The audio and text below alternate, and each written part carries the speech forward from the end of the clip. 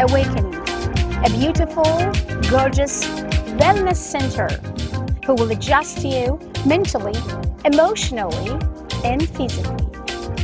Also, it will help you to manifest your finance, anything and everything you desire for. This place is a very beautiful place which is located in Corona Del Mar. So please book your appointment today.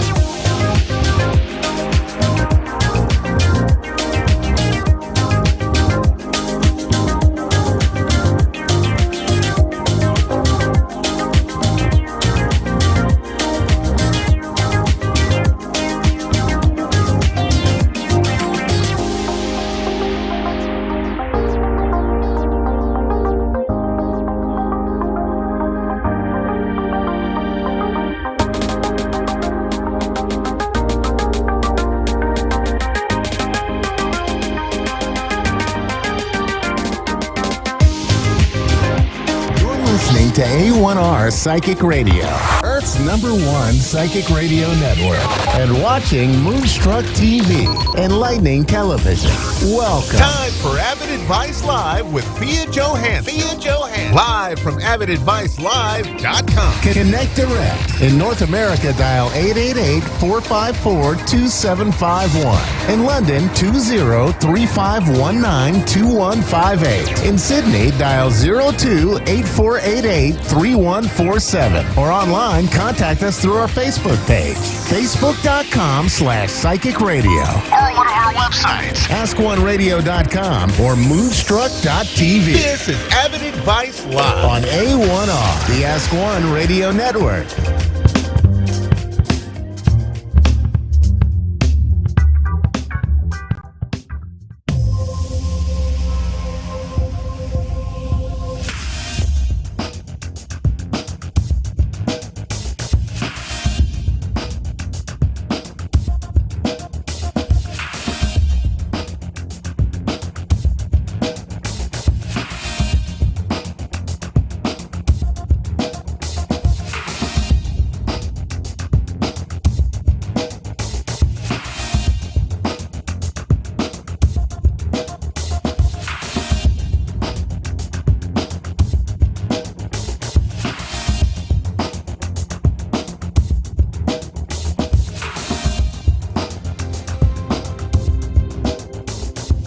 Hi, welcome back to Times Square today. I am your host, Greg Roulette, and I am very excited for our next guest because she is known as the Persian Medium, the subconscious mind surgeon. She's a motivational speaker, clinical hypnotherapist, and celebrity psychic medium. This is going to be a fascinating conversation with my good friend, Fia Johansson. Fia, how are you doing? Welcome to the show. Nice to meet you. Thank you. I'm so excited to talk about what you've been up to because you've been getting some major attention lately, some amazing work with law enforcement. You've recently been featured in Forbes, Wall Street. Like, what's going on? Like, let's just start there. What's been happening with you? Yeah, I'm shocked too, to be honest with you. Yeah, I'm honored to be featured on Forbes magazine and also co-authoring with Jack and Phil. And at the same time, I find my purpose. And my purpose was about to help others. And I started my career with law enforcement when I was at the age of 17. And I started in Stockholm. And when I came to US, I feel that I have to do the same because I do have a gift. I could help people, 1 million of them worldwide. Yeah. And why not? They need me and I need them to make them to feel good, relief. And then every families who reached out to me because of their missing persons, because of a lot of other individual cases, the most important part was if I can bring any relief and any happiness to them. Yeah. Which for me was a blessing when I could feel that I could at least actually give them some closure for their thought, their emotional feelings, and then, connection with themselves again. Exactly. Yeah, families, we need a lot of that right here, right now, today. Why do you think this is all happening now, right? Was it a certain case? Was it just you saying, I need to break? Like, why is all this attention coming your way now? The books, the media, the new business, like, why now? I've always been around media, but this time, because of a couple of cases that I can't mention because of the security reason, I've been very known, and those cases been kind of huge cases, and Forbes got attention. That was a blessing. Yeah. And that was the feeling actually that I had, and then they reached out, they wanted to feature me, and then after that, everything, and I'm actually going to be featured on Wall Street Journal in July. Wow. So I had an interview with iHeartRadio today. They reached out after they saw Forbes, and it was amazing. People ask me, are you just finding missing people? Or are you kind of like just working with the law enforcement? No, I don't. I actually work with individual cases with people, like when people want to talk to me and communicate with me, ask me about anything and everything. Yeah. It could be their love life, it could be their investments, it could be any other type of the cases, like as a business entrepreneur that they do have. So that's what I do, actually help them out. When does someone seek out a medium? At what point in their journey, whether it's for a missing person, for a loved one, for like their own life? When do they seek you out? Are you the last resort to help give me closure to the case, or are people starting to really see the value in bringing you into a case early? Definitely when all the cases are starting, so they know already about like what's going on around that case. But sometimes it's very hard to put all the puzzles together to find that a specific person or that a specific crimes. So that's why, especially cold cases, so that's why when I came in the middle, I'm receiving those messages, I'm connecting, and at the same time, I help them to put more puzzles together and more communication with people, and that would make them to succeed faster. Now, is this something that law enforcement has been using for forever? Is this something new to them? It's not something new. CIA actually used psychics for so many years, and also other law enforcement also using psychic. Google using psychics, and but it's not every person. So you have to have a talent, you have to have a gift, and they are not a joke. If you are not deliver, if you are just pretending or acting, nothing good is going to happen. So you have to have the gift, you have to have a talent, and they want to see the proof and test. Yeah. And believe me or not, I think and I believe so strongly, law enforcement, they do have some psychic abilities by themselves because they knew what's going on, but they're not really believing in their inner voice or their thought and subconscious until they get in connect, example, with me, and I'm just like, well, you already found it, but you pass it down. Why? Because you doubted about it. So we do all have We are based on energies. We pick up energies, we're receiving energies, but we have to listen and we have to connect with that energies. What do you think it is that makes you unique? Like, why do they bring you in for these cases? Because I'm stubborn and because I'm telling law enforcement what to do and not to do. And if they are not listening, I'm getting out from the room. And they know me. People who actually worked with me in the past, they know I'm real and I'm serious. People who may just shaking hand with me just because of other sources that have been interviewed or introduced by. So then they kind of like, it takes time for them, maybe about 24 hours or 48 hours to get to know me. After that, they would say, well, whatever you says, yes, we do. I love that. And the stubbornness is taking you to really good places right now. I love it. Where do you want this to go? Like, so the writing the books, the getting the attention, working with law enforcement, working with, like, where do you see yourself growing this? I have no roof. There's no roof for me. And as long as I can help other people, that's exactly what life is. I mean, I think I do have a gift just because of one purpose. Just be there for people and let people bring love and happiness to you. And as long as I know and I feel and I breathe, I would love to help as many as I can. So people who want to talk to me about their personal issues, because I'm a clinical hypnotherapist too, so I'm removing addiction, any type of addictions with hypno. Yeah. I'm also actually having master degrees, psychologist master degrees from actually University of Stockholm. So basically, I can do a lot for people as far as I did all my life. Like at the age of 7.5, when I found about my abilities. Yeah. From that time until now, everything is just rock for me. I love that. Now, this is a fun question we ask everybody on the show. If you could go back in time, right? So whether this is you just starting your business, maybe it was when you were young and you found out these abilities, if you could give yourself a piece of advice, knowing now what you know and where this has taken you, what would you tell yourself? Be your own leader. Lead yourself and always be yourself. Never try to pretend to be somebody. Never try to change yourself just because someone or somebody or some country wants it you to be. Bring your unique personality. Tap into your talent and energies and just bring inspiration to people. When we are sending love and inspiration, we are receiving the same. Yeah. So just be yourself, be happy, and be thankful. I love that. Now, if someone is watching this right now, and I know they are, and they're like, I need a Persian medium in my life. I need her to help my organization. Like, where can they learn more? Where do they see how you can actually help them? Sure. I do have a platform named Avid Advice, Okay. A-V-I-D. Advice, avidadvice.com. So people can reach out through my avidadvice.com platform. I do have Instagram, Persian Medium basically. Just type Persian Medium. Love it. I have over 1,200,000 followers already, so I would love to have more followers. So, and also avidawakening.com is my place in Corona Del Mar, Newport Beach. Okay. But right now the waiting list is about like February 23rd, 2020.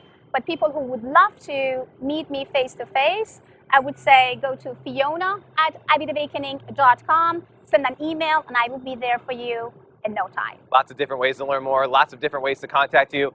Please reach out because she can help you, whether it's getting closure or learning more or getting that insight into what you need to know. Fia, thank you so much for being a guest here. Thank you so today. much. Thank you. Definitely. And we'll be back with more from Times Square today in just a minute.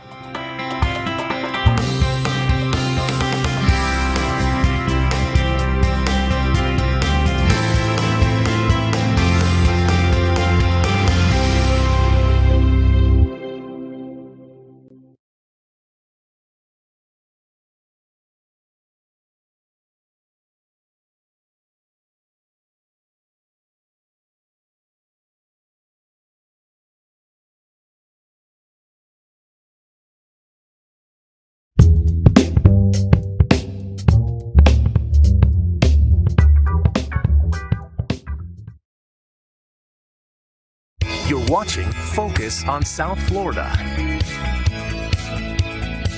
Welcome back. Did you know that police departments across the country and even the CIA sometimes turn to psychics to help them solve cases? Victims' families looking for answers also turn to mediums for closure.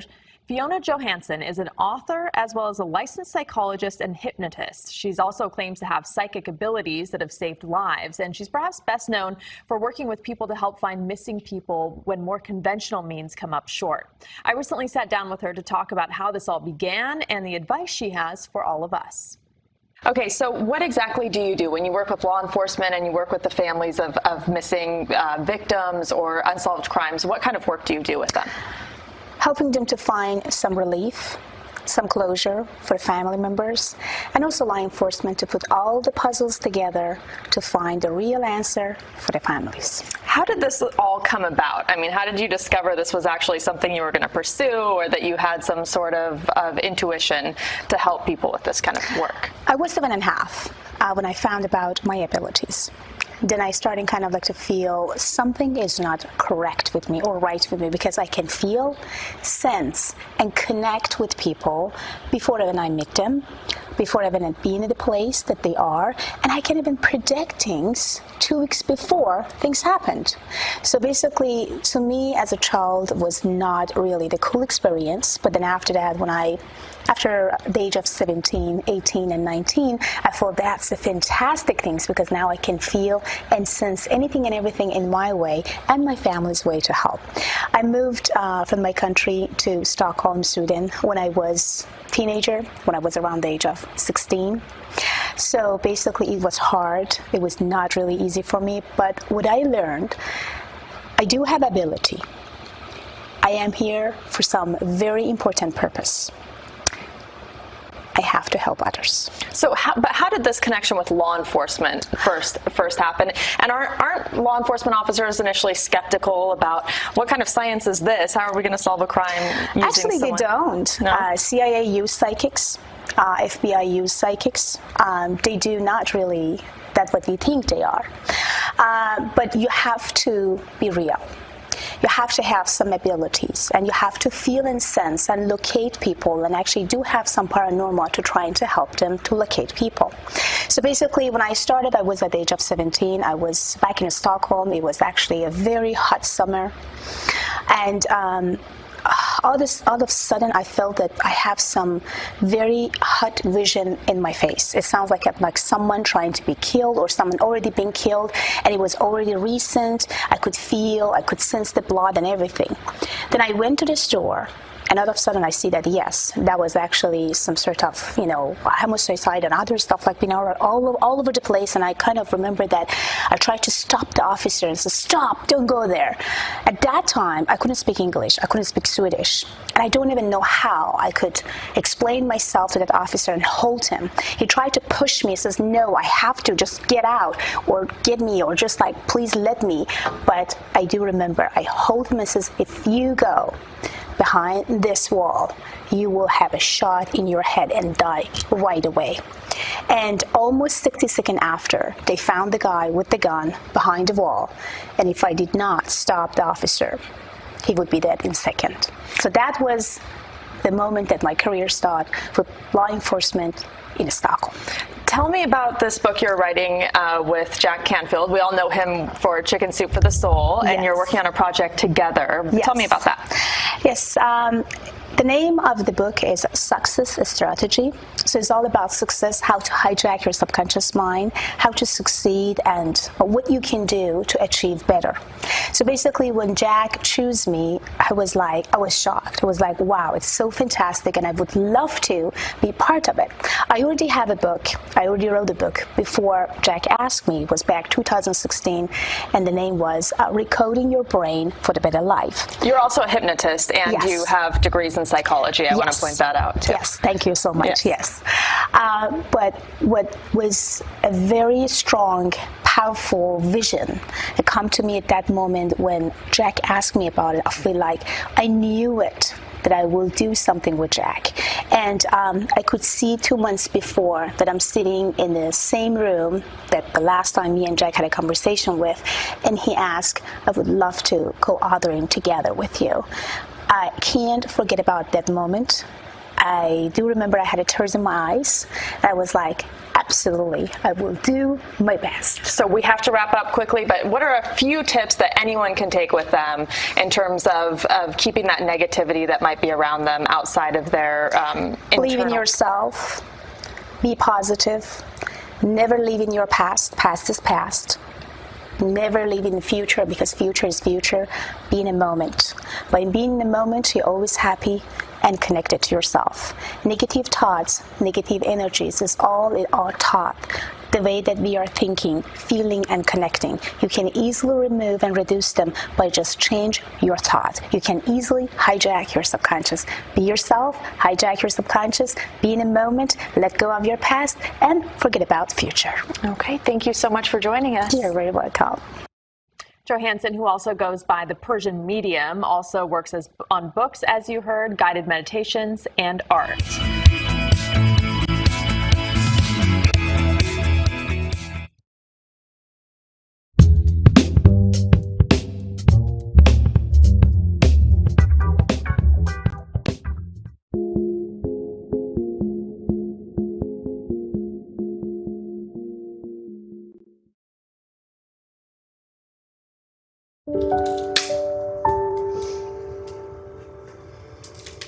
There is somebody's mom here.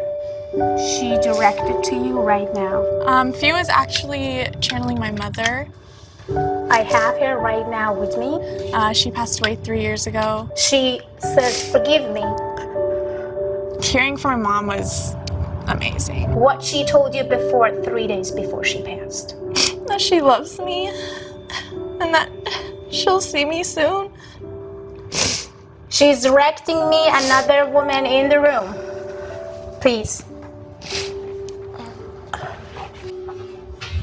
My grandmother was my mentor growing up. There's two women that directed by her right now.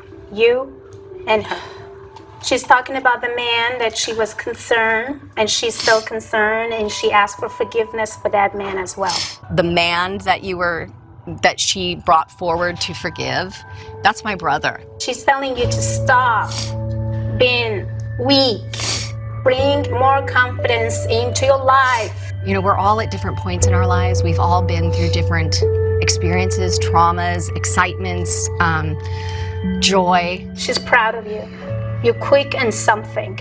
You stopped something that was very hard for you to do. You wouldn't think that 10 years ago that I was addicted to drugs. She says, I'm proud of you. Continue. I never stopped asking the universe to show me the way. She's talking about your pain. Let it go. I don't have to have that story anymore. I don't have to hold on to the story of my pain, of my past, of my trauma. Today, I can let it go. Let it go! She said, can you forgive me? Yes. Say goodbye to all things that could stop you to succeed, to feel good, to connect with your soul. Say yes high. Yes. Loud. Yes. Louder. Yes. She's asking you, can you forgive that person? She's directing someone else. She's directing a man. She's directing someone. Can you forgive that person? Can you forgive that person for her? Loud. Yes, I forgive him. Why you do forgive him? She want to know. I forgive him for myself. You are worthy enough to do everything for yourself. Not for anybody else, for yourself. I know that takes a lot from her, but she gives, and she gives, and she gives. She's asking you to be strong, to be powerful, to be connected to your soul. You don't need anyone's affection and approval to be perfect. You are already perfect. Believe in yourself. Yes. Just say, yes, I do believe in myself. Yes, I do believe in myself. Louder! Yes, I do believe in myself. Louder! Yes, I do believe in myself. And I believed in her. We're all from Brooklyn, New York, so there was a very Jewish Italian community there where people's homes were open and they would intermingle and share their faiths, share their food. She's talking about backyard. She's talking about the trees. She's talking about dishes. She's talking about the chicken. She's talking about the chair. She's talking about everything. Please direct her what she's trying to say. Nana's house. Yes, my mom's house. We all lived together. I mean, they lived there with my mom and my dad. They were always together. We were always together, always cooking. She actually made a better chicken parmesan than my mother. Yeah, hers is better. But don't tell her that. Yeah, don't tell my mom that. Don't tell Nana. There is a power in sadness. There is a power in pain. And the power comes when you overcome it. Talking to her really helped me, I think. It's definitely gonna kind of just clear my mind of all the negative thoughts that I had.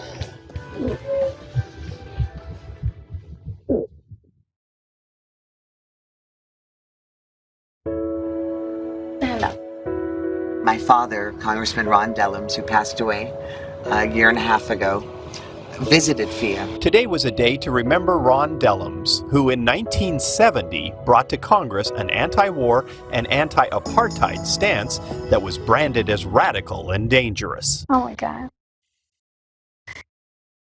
He's asking, do you remember my hand? Oh, yeah. Do you remember what I told you? Yeah. Do you remember why I told you? Yeah. Dellums' youngest daughter, Piper, is proud that her father became an early voice against oppression in South Africa, applying pressure that would one day bring an end to apartheid. You said, take my legacy, take my mantle. You're the smartest person I know. Go into the world and heal the land and do it in your way. You know, Ron never gave up. He never became bitter. He loved people. This is not my hand, this is your dad. He wanted you to tell again, louder, louder, and clear what he told you. I'm passing you my mantle. I'm passing you my anointing. I'm passing it to you. You're the smartest one that I know. Run. There's so much work to be done. Run, run, run and heal the world. And don't stop. Do it in your way. Run, baby girl. Do it in your way. So she's spoken to me like a sister, but also like an angel. He said, I saw you when you cried in front of that candle. Why did you cry? She's given me the faith and trust and support that was being given me by my dad before he left. So she's done this beautiful transition of allowing me not to feel the void of his leaving. I don't know where to go when I'm not speaking with you, or I just don't know how to feel safe in the world without you in it. In the area where I don't have a female in my life, because I don't have a relationship with my mother, and I don't have a sister. She has stepped in with the feminine to remind me that I am also loved and purposeful and beautiful and worthy, that I'm valuable. It's not just me that tried to basically sending her messages and changing her. So she changed me in so many ways as well. So our silly song goes this way. We are the key to do more than just let it be. The key to our destiny is in the hands of our humanity. His love is more than a philosophy, 'cause we are the key. We are the key. We are the but key. Diamond's key.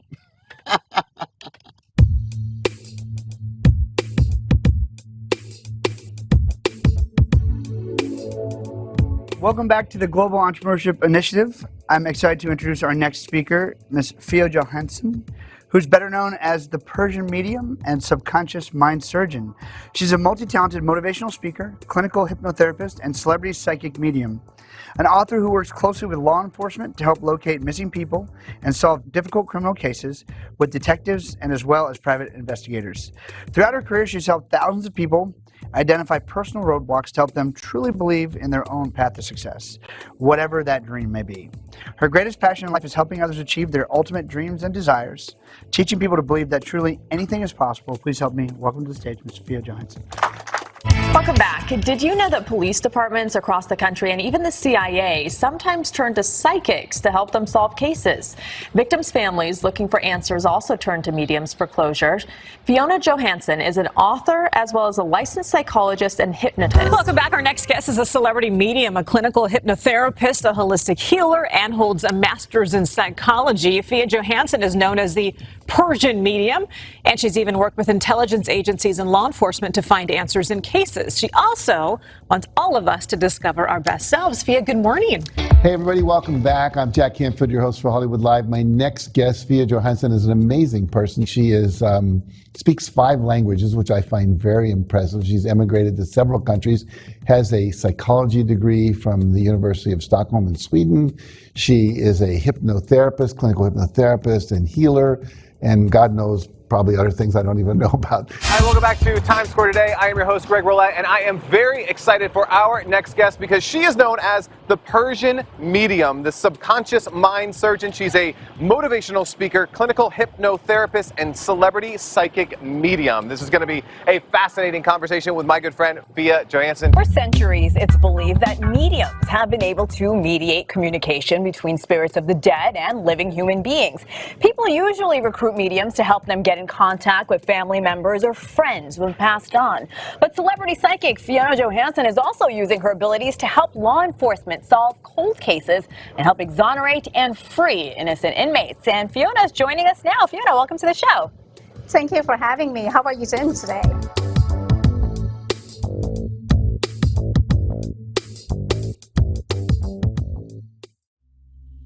Welcome to Avid Awakening, a beautiful, gorgeous wellness center who will adjust you mentally, emotionally, and physically. Also, it will help you to manifest your finance, anything and everything you desire for. This place is a very beautiful place which is located in Corona del Mar. So please book your appointment today.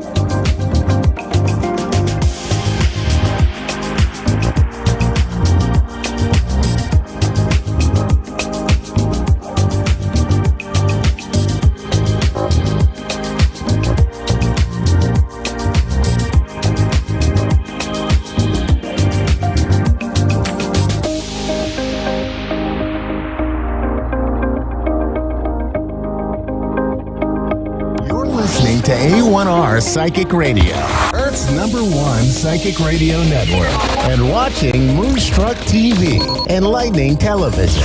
Welcome. Time for Your Time to Shine with Julie Yeager-Walker. Julie Yeager-Walker. Live from Wings of Souls with Julie.com. Connect direct. In North America, dial 888-454-2751. In London, 20-3519-2158. In Sydney, dial 02-8488-3147. Or online, contact us through our Facebook page, facebook.com/psychic radio. Or one of our websites, askoneradio.com or moonstruck.tv. This is Your Time to Shine on A1R, the Ask One Radio Network.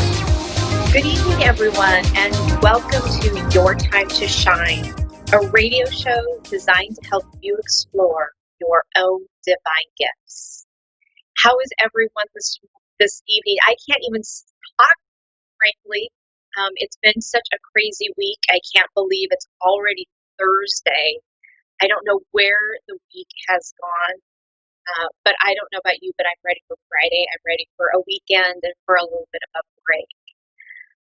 So I hope you are all doing well out there in all of the craziness, and I'm just sending tons and tons of love and prayers to everybody out there who is just going through some troubling times and some hurt confusion, and just know that I'm holding space for all of you to get through this time, and we will get through this time. Just remember to have hope. So tonight, as I was sitting here preparing for tonight and trying to think of a topic, something that came up that is something that we've talked about in the past. If you've been following me for any length of time at all, the statement of I am, and what a powerful statement that is. So, the statement I am actually comes directly from the Bible, and God is talking about himself as I am. So, since we are all part of a God, of a higher power, the statement of I am reverberates within each of us. And as you speak I am, it brings in so much power into your realm, into your being, that we don't even think about it. We just actually take it for granted. You walk up to a friend and you make conversation and you're like, how are you today? And the friend responds, well, I am, and then fill in the blank. I am tired. I am having aches and pains in my body today. I am hurting. Or I am great. I am amazing today. I feel fantastic, right? So there's those juxtapositions of the positive and the negative. Now, of course, if you're using the positive, I am energetic. I am electric. I am happy. I am feeling great. Those are all really positive things that we want to reinforce within our being. And so those are the things that are perfect for using the I am statement. Now, other things like what we would consider maybe not the best use of the I am, I am tired. I am hungry. I am in pain. Those types of things you don't want to bring into your being. Now, you're recognizing an energy, and everything is energy. Everything in the world around us is energy, and it affects us. So when we're thinking about the I am statement, and you say, I am tired, what that's doing is it's actually bringing that into your awareness. It's pulling it in and literally pulling it into your being. And then literally you become even more tired than what you were before.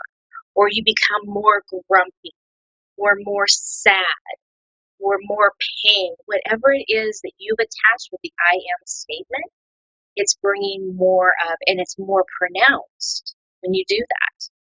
So if you can remember that everything is energy, and that you can remember to use something more like, I am feeling the energy of tired. I'm understanding the energy of being tired. What that does is it kind of takes that charge out of whatever statement it is that you are talking about. Whether it's hungry, tired, grumpy, sad. I'm feeling the energy of sadness today. I feel the energy of being sad. Now, it sounds a little strange. It's definitely not something that we were ever, brought into our awareness, our attention when we were being taught our verbal language in school. So it is a little bit of an adjustment. But if you start the practice of it, you'll find that all those negative connotations, they won't really have the same effect on you and your body. And that can be a really fantastic thing. So just remembering those I am statements, and instead using the feeling of, can really help and change how you're feeling in the moment. Try it sometime. If you are feeling tired, instead of saying, I am tired, I am recognizing the feeling of being tired. And see if even just the mentioning of it doesn't change something in your awareness, in your consciousness, in your brain, and it changes the entire effect. It's really a very powerful tool, one that I use, and of course, it takes a while to change that thinking in your brain, literally. So it takes some time to get used to. So just work with it. Work with it into your everyday language and see if you can't get that charge to come out of those words. Because I can tell you that it really can make a huge difference. Especially right now, we're getting ready to go into, another full moon, and an eclipse. And so energies are really, really high and really charged. And so having this little help with the I am statement and putting in I am feeling the energy of can really help navigate this a little bit more. So use it and try it and work with it. I think you'll be amazed at what it will do. So now we're going to go to the phone line. And we have Amanda in Virginia. Welcome to Your Time to Shine. Hello. Hi, how are you? I'm all right. How are you? I'm good, thank you. What can we do for you tonight? I was wondering if you can get a message from my dad. His name is Chris. His name is Chris? Yep. Okay. Hold on just a moment. Let me see if I can tap into that, and I'll be right back with you, okay? There's going to be a little minute of silence. All right. Okay, hold on.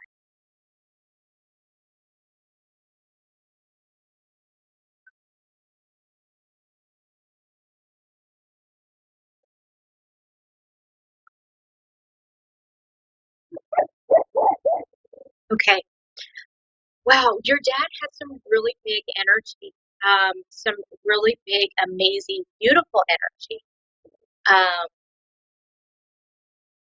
he was a real big teddy bear, wasn't he? Yeah. Yeah. He wants you to know that he loves you so much. He's around you all the time. He's showing me that you have 2 kids. Is that correct? I only have one. One. Okay. But he has Was 2 there? grandchildren. Okay. Oh, that's where the 2's coming from. His grandchildren, because he says he's with his grandchildren all the time. He's right there with them. Yeah, he is so proud of them. He is just he's absolutely beaming. He misses everybody so much, but he wants you to know that he's with you every single day. And with the kids, I can see him playing like side by side, in creation of what they're doing and their everyday lives, really.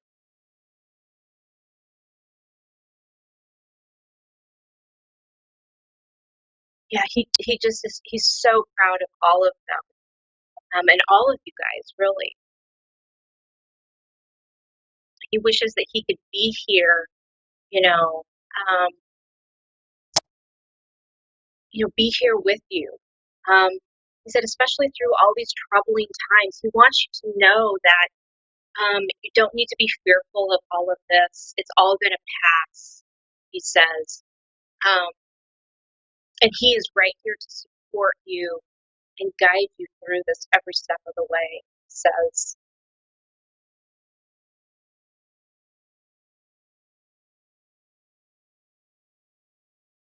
Hang on just a moment.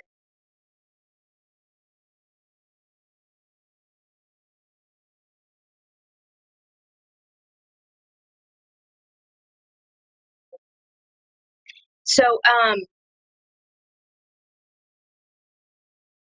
so your child is a son, is that correct? You have a son? No, I have a daughter. You have a daughter. Okay, so he's zeroing it. So is the other grandchild a son? No, both girls. They're both girls. Interesting. He was showing me a boy. He's saying that one of them is having a really hard time concentrating. One is school age. Like he's showing me them as one of them being in like grade school. My daughter. And having a hard time concentrating, not being able to really navigate this whole being taught from home or being taught from school. He says that's going to get easier. She's going to figure out how to navigate that. And so, my daughter is always taught from home, so now. Okay. He's showing me her. Okay.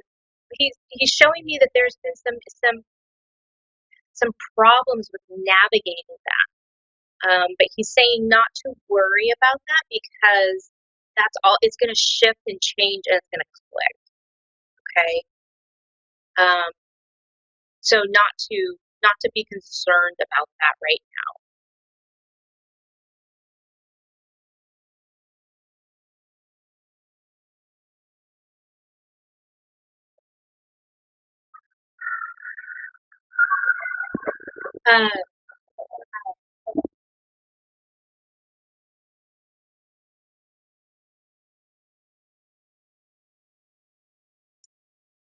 Was there another question that you had for me? He's shaking his hand no, like he has said what he has needed to say. So is there another specific question that you have that you'd like to have answered?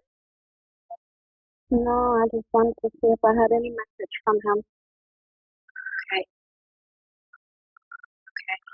But just know that he has so much love for you. And know that he's always with you. You can call upon him anytime you need help with anything. He's right there to help. Oh, really? Okay. Well, thank you so much for calling in tonight. Have a wonderful evening. You do the same. Okay. Bye. Bye. Next, we have Trina in Alberta, Canada. Good evening. Hi. How are you? I'm great. How are you? I'm good, thank you. What is it that we can help you with tonight? I'm just looking to have a reading done for for future. Like, am I going to get past everything I'm going through? Is it going to get better? Is it is it going to get better? Is it going to get over the turtle that I'm in? Okay. So Trina, I think your connection is a little tough to get. You're asking about something if it's going to get better or not, but I'm missing the part about what it is that you need to have clarified for you. Relationship wise, mostly relationship and moving forward from being engaged, and getting out of a terrible relationship and. Okay, a relationship and engagement, correct? Yes. Okay. So let me tune into you, into your loved ones right now. So hang on for just a few minutes, just a moment, and then I'll get right back to you, okay? Okay, great. Okay.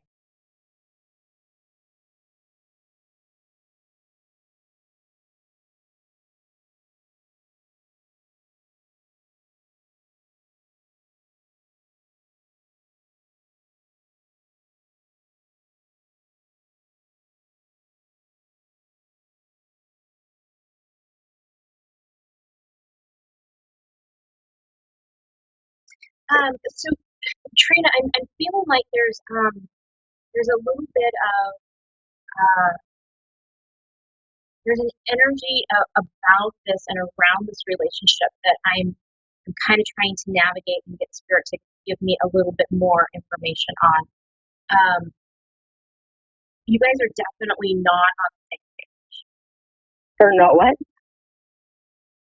You're definitely not on the same page. It feels like there's a little bit of discourse between you guys.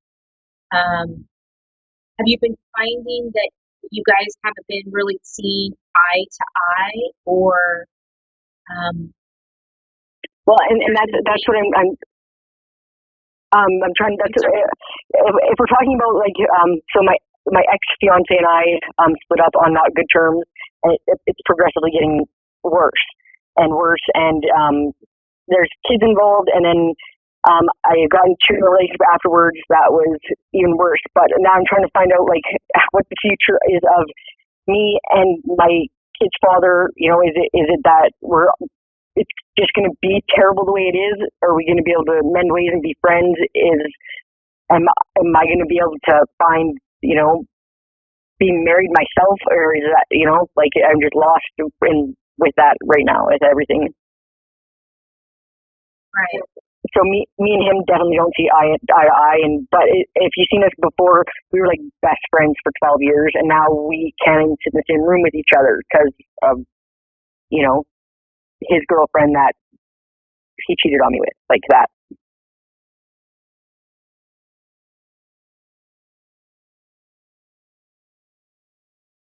Okay, so yeah, I feel like that relationship, there's a lot of tension. There are a lot of unanswered questions. There's a lot of unanswered things that go along with that relationship that is not allowing you guys to kind of separate energetically and be released. There's been no conversation about anything about anything that has happened between you all. And so that's bringing a lot of discourse. There needs to be some ties, some etherical cords there cut in order for both of you to move on. Because right now you guys are still tethered. I'm not talking about because of kids or family ties or anything like that.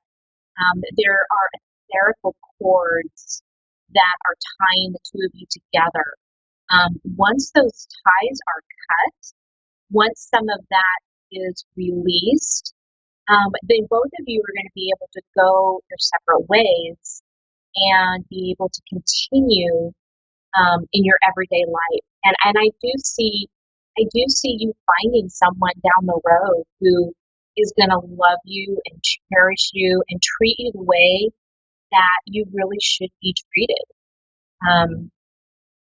They're saying a level of care, a level of standard in which you are wanting to live your life, essentially. But when my question, how is that, like with kids involved? It's hard to cut ties with family, right? You always have that. We have to coincide. We have to but the girl. I have a hard time because the girl that he is with now is the one that like home wrecked my family, and you know me and her butt heads, and I never thought that he would like basically side with that situation more than like me with his kids. Like we went from best friends to it's like he doesn't even know me. Like right. When I say cut ties, I'm not talking cut literal ties, because when you are married to somebody and you have kids, there is a level of, you know, needing to be at least civil with each other, to understand what you need to do for the family and continue that on. What I'm talking about is energetic cords, okay? So if you can see yourself literally like having like a golden rope tied between the two of you, that's what I'm talking about. This etherical, energetic cord. And if you can see that cord, like taking big scissors and cutting that cord, right? And if this is something that you're unable to tie and to cut yourself, there are healers in your area that can help you cut those ties and those etherical cords and do some healing. But those cords need to be cut in order for you guys to be able to move on. Okay. Okay. And we're coming down to the last few seconds of our show. Thank you so much for calling in tonight. I really appreciate it. Thank you all for tuning in this evening. That does it for me. If you would like to get in touch with me to have your own personal one-on-one reading, you can reach me on my Wings of Souls page, which is www.wingsofsoulswithjulie.com. You can also reach me on my two Facebook pages, Julie Yeager Walker Medium and Your Time to Shine. I'm going to be updating my website with some new classes coming up in June and July, so be looking for that. I hope you all have a wonderful night, and we will see you next week.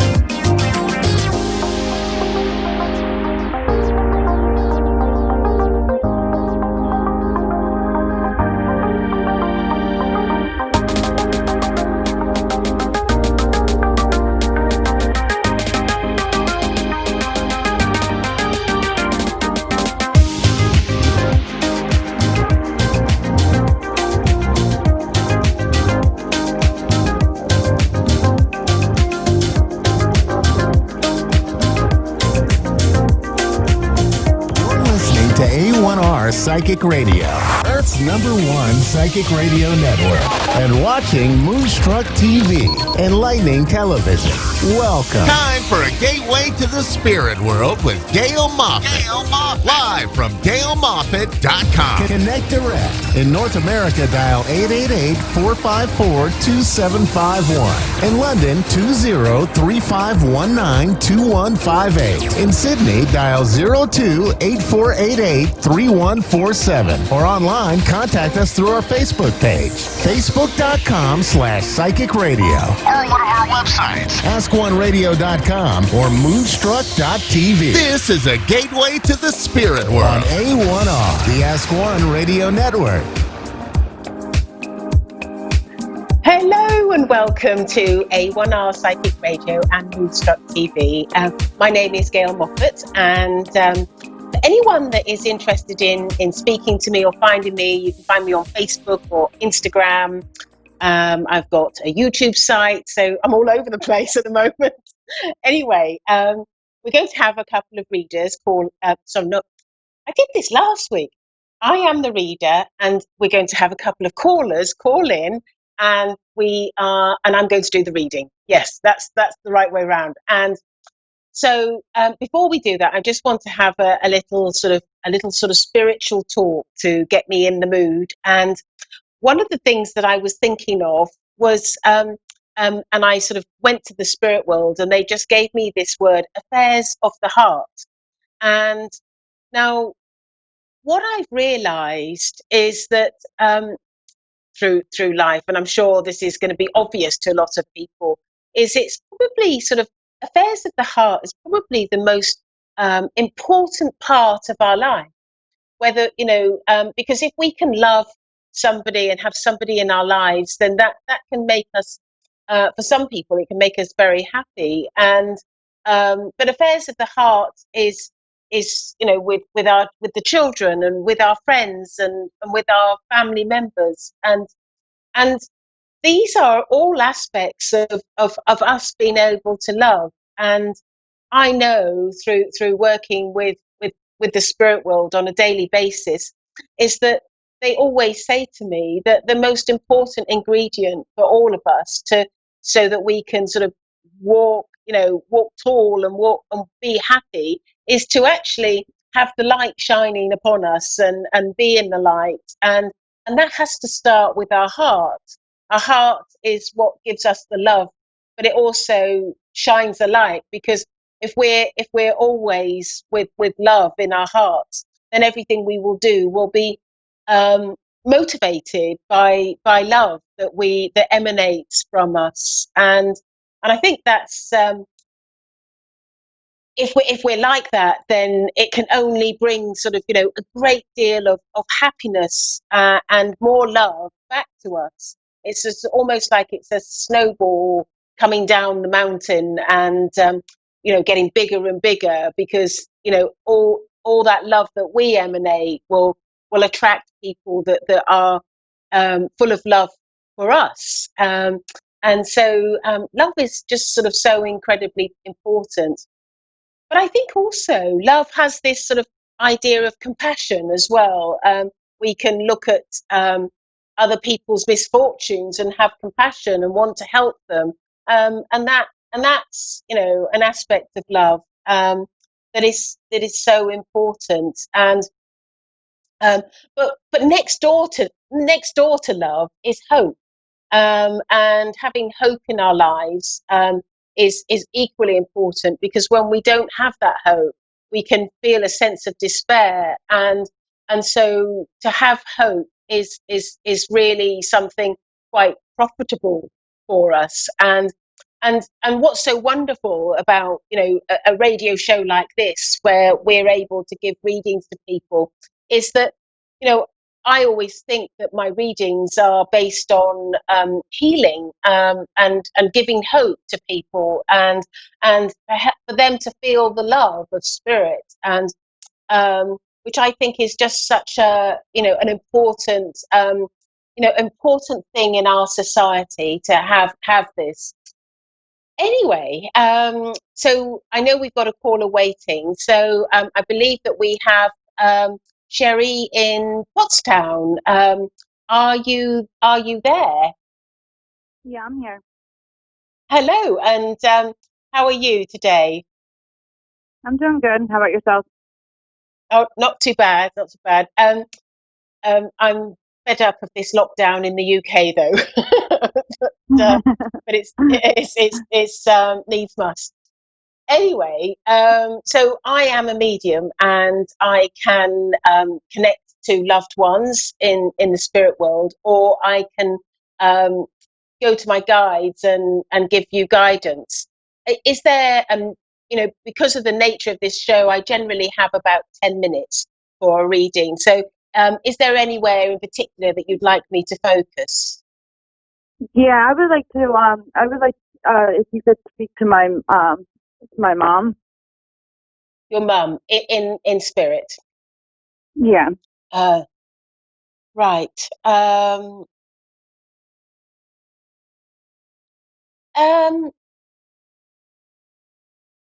Okay.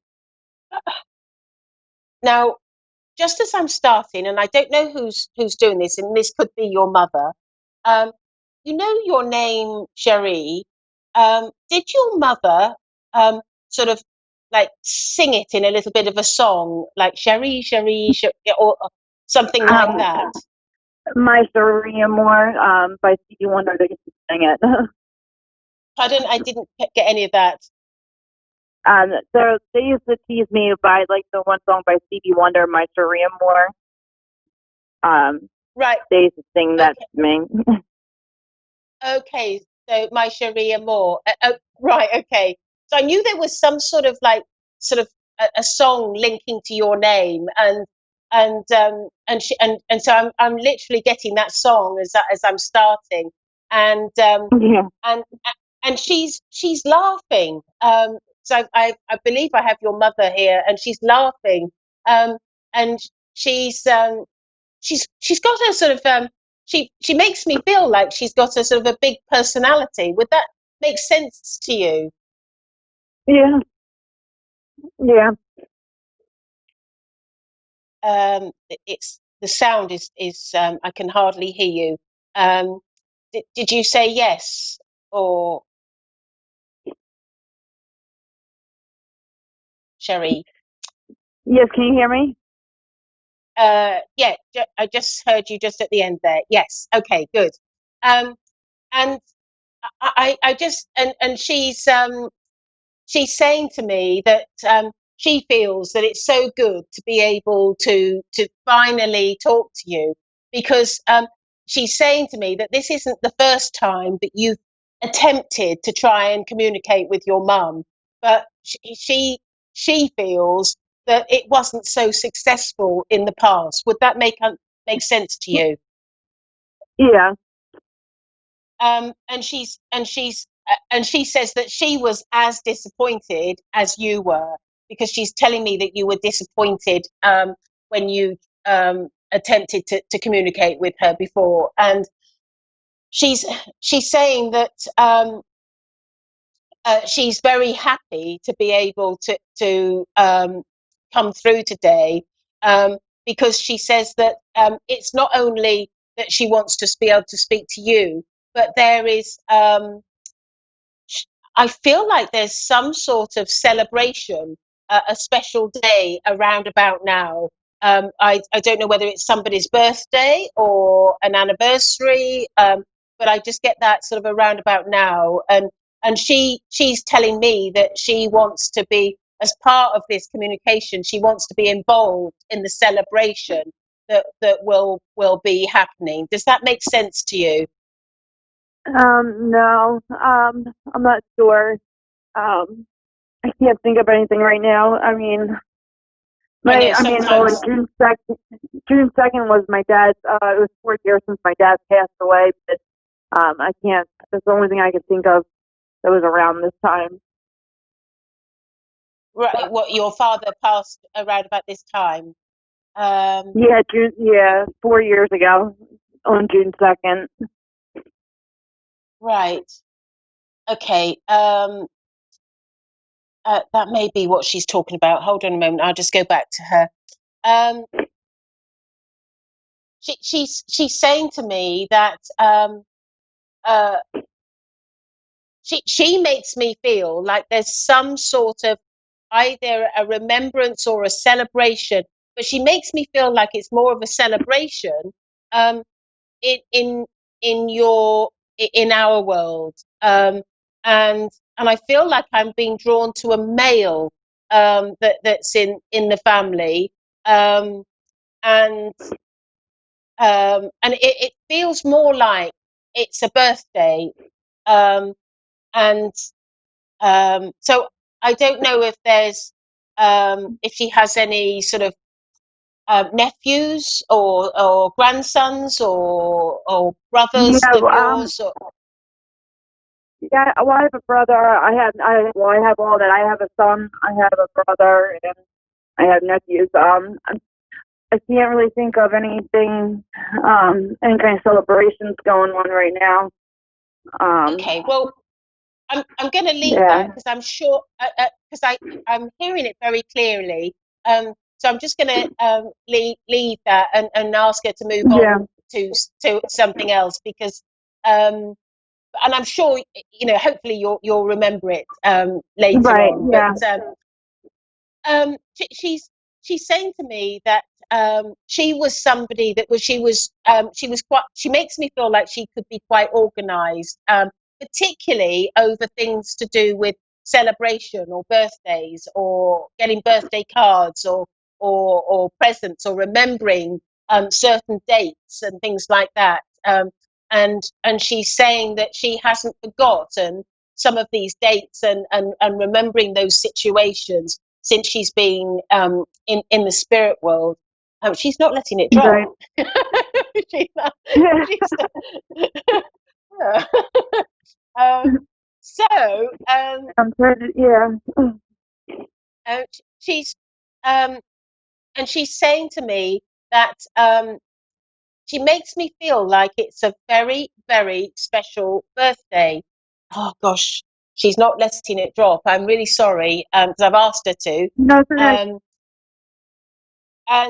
And she wants you to let you know that she's there celebrating and remembering this special time over in her world, and she wants you to know that she doesn't forget these occasions, doesn't forget these moments, because um she makes me feel, she's saying to me that the reason why she wants to push this point home today is because she's telling me that it will mean a lot to you that you know that she is remembering dates of birthdays and celebrations and things like that, and she's saying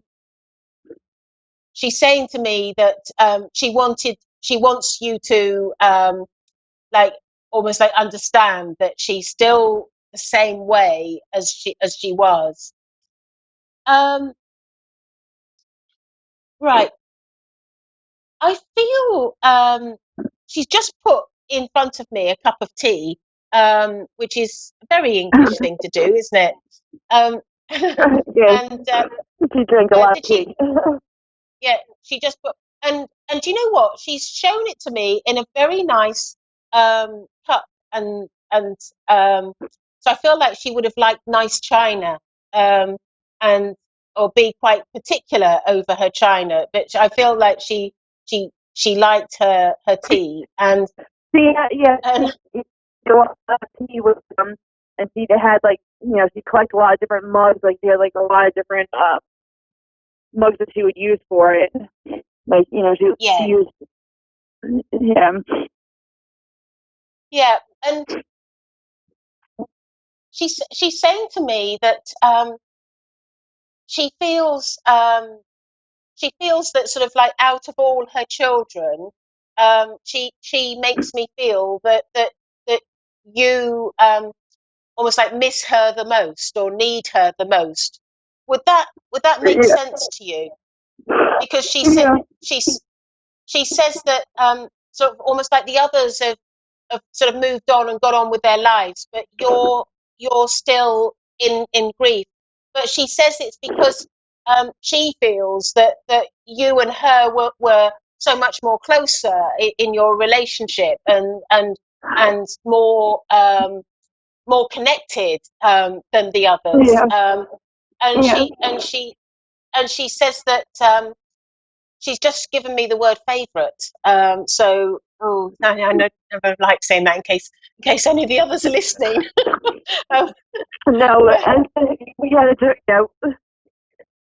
Yeah, yeah, she said that she worries about me and my son the most. Like, yeah. There those was a are her exact words. closeness. There was a closeness, and Yeah. I feel like you would have spent quite a bit of time, or regular contact with her, Yeah. and one of the things that I really like about her is I think she's got quite a playful personality. I really like that about her. She's got this bubbly personality, and I feel like she's somebody that when she walked in the room, she would light up. And she's talking about your son, and she's saying to me that when like she would be reduced to being a little child when she was with her grandchildren. She could be quite. She was the fun grandmother. Like Yeah. she was full of fun, and she's also telling me that you have some of her recipes. Yeah. Because she makes me feel like she's got some she had some recipes that almost like are special or dear to the family, and you have got these recipes, and you so you are able, should you wish, to carry on the tradition of cooking some of these recipes that she would have cooked, because she's telling me that she was actually quite a good cook, and she but she makes me feel like she had her set recipes, like these were what she would cook, but what she did was okay and quite nice. She's just suddenly showing me a roast chicken, and she just that just came straight into my clairvoyance, and she's saying to me that the she wouldn't. She makes me feel like she liked roasting a chicken. I don't know why. I think that's yeah. And she's also saying to me that she she's got some regrets about going over to the spirit world, because in her mind she feels that she wasn't ready to go, and she still had things to do. She was because she's so vivacious, so outgoing, so sort of fun, and wanted and enjoyed life. And I feel like she there's a frustration with her that she wishes that she could be still here, but particularly with you, because she's telling me that on some level you relied on her to help, because she's telling me that you found yourself in circumstances where you needed her help, and I feel that's to do with help raising your son. And she's she says that she was very grateful to be able to do that for you and would never not do that. So yeah, so thank you for calling in. I'm so sorry it's so short. I hope you're all right. No, it's okay, thank you. Yeah, I'm okay. I'm on Facebook if you want to find me. My name is Gail Moffat. But thank you so much for calling in. Yeah, thank you. And try and remember whose birthday it is, because that's the only thing that I've got wrong in this reading. It'll probably come to me in a little bit. Yeah, probably. Thank you.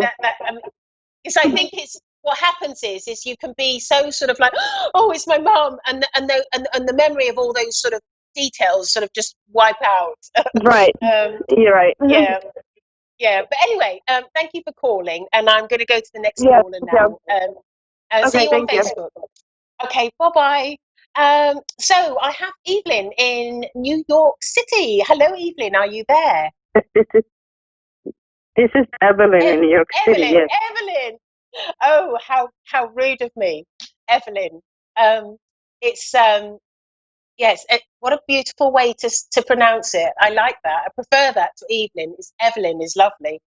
Right. I am I am a medium, and I am able to connect with loved ones, or I can ask my guides for some help and guidance. Is there a particular way that you would like me to work? We've got about 8 minutes, so if we can focus, that would be good.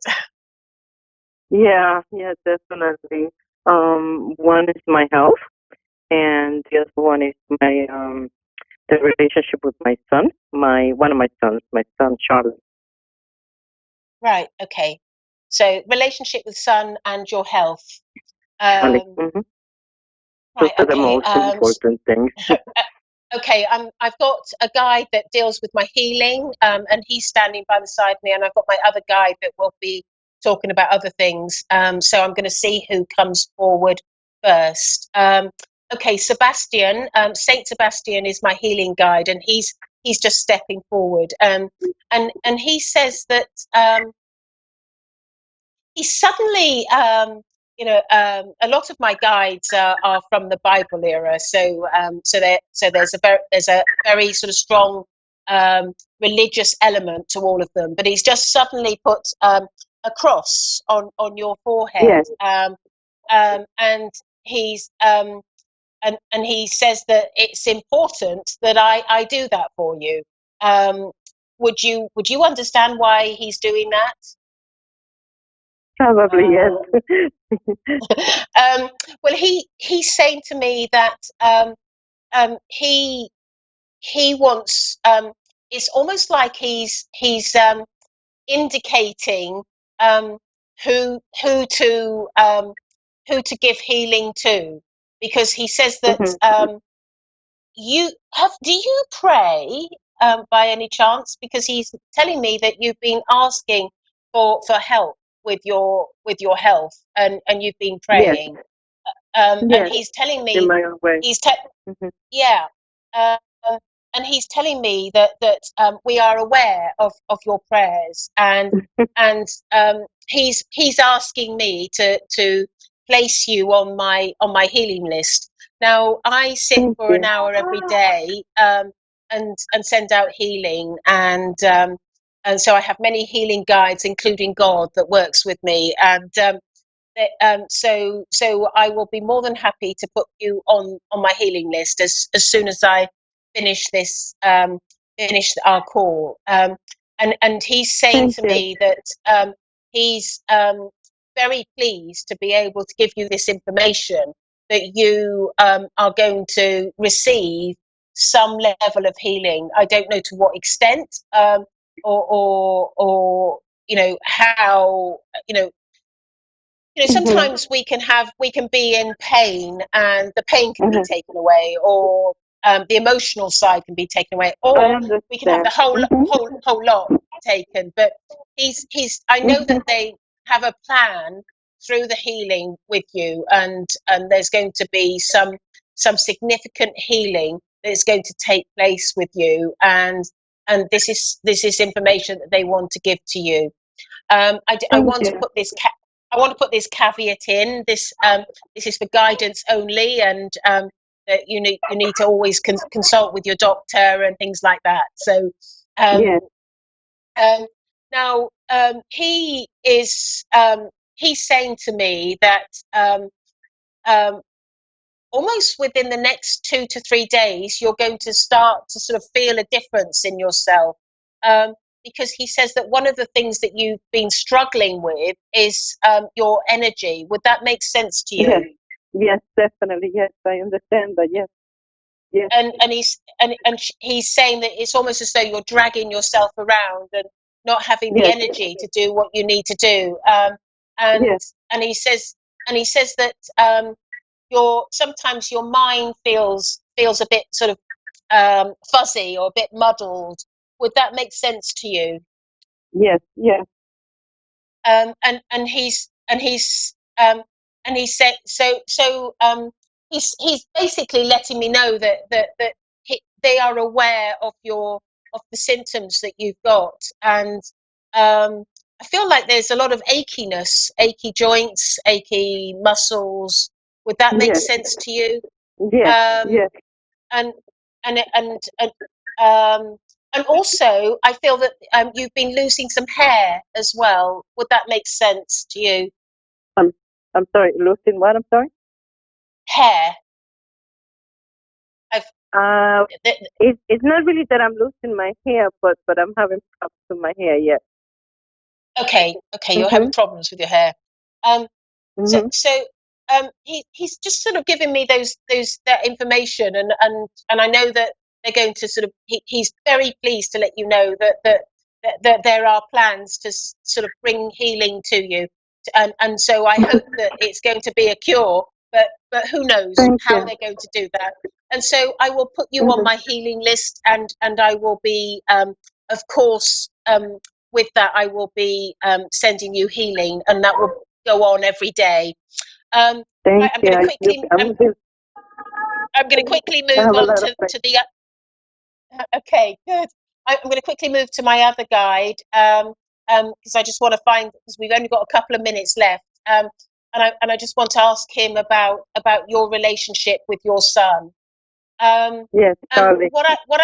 What I'm being told is that he's quite there's a stubbornness there. Would that make sense to you? Stubbornness? Stubborn. That's what you said? Stubborn? Yes. And he's and I feel, and he's also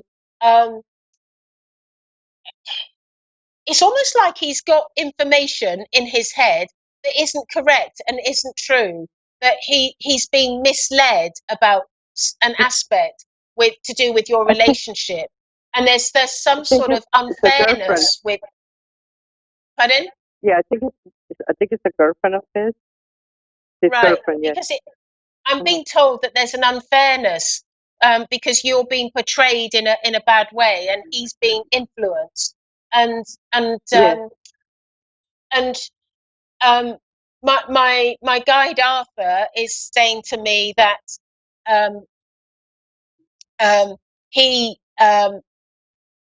he's somebody that is in a way is slightly easily led, and I'm being told that in time he will be stronger in his opinions and won't be so easily led, and I'm being told that this is a stage that he's going through, and what you'll notice is that as in time he will be different, but I feel that this girlfriend is the culprit here, and also I'm being told that you need to stand your ground on what you think and feel and what you want to state. And I'm being told stand your ground because he needs a strong person in his life. And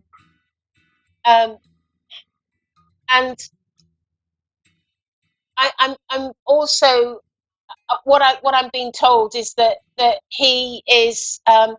It's almost like he's not of sound mind. He's not clear in his mind about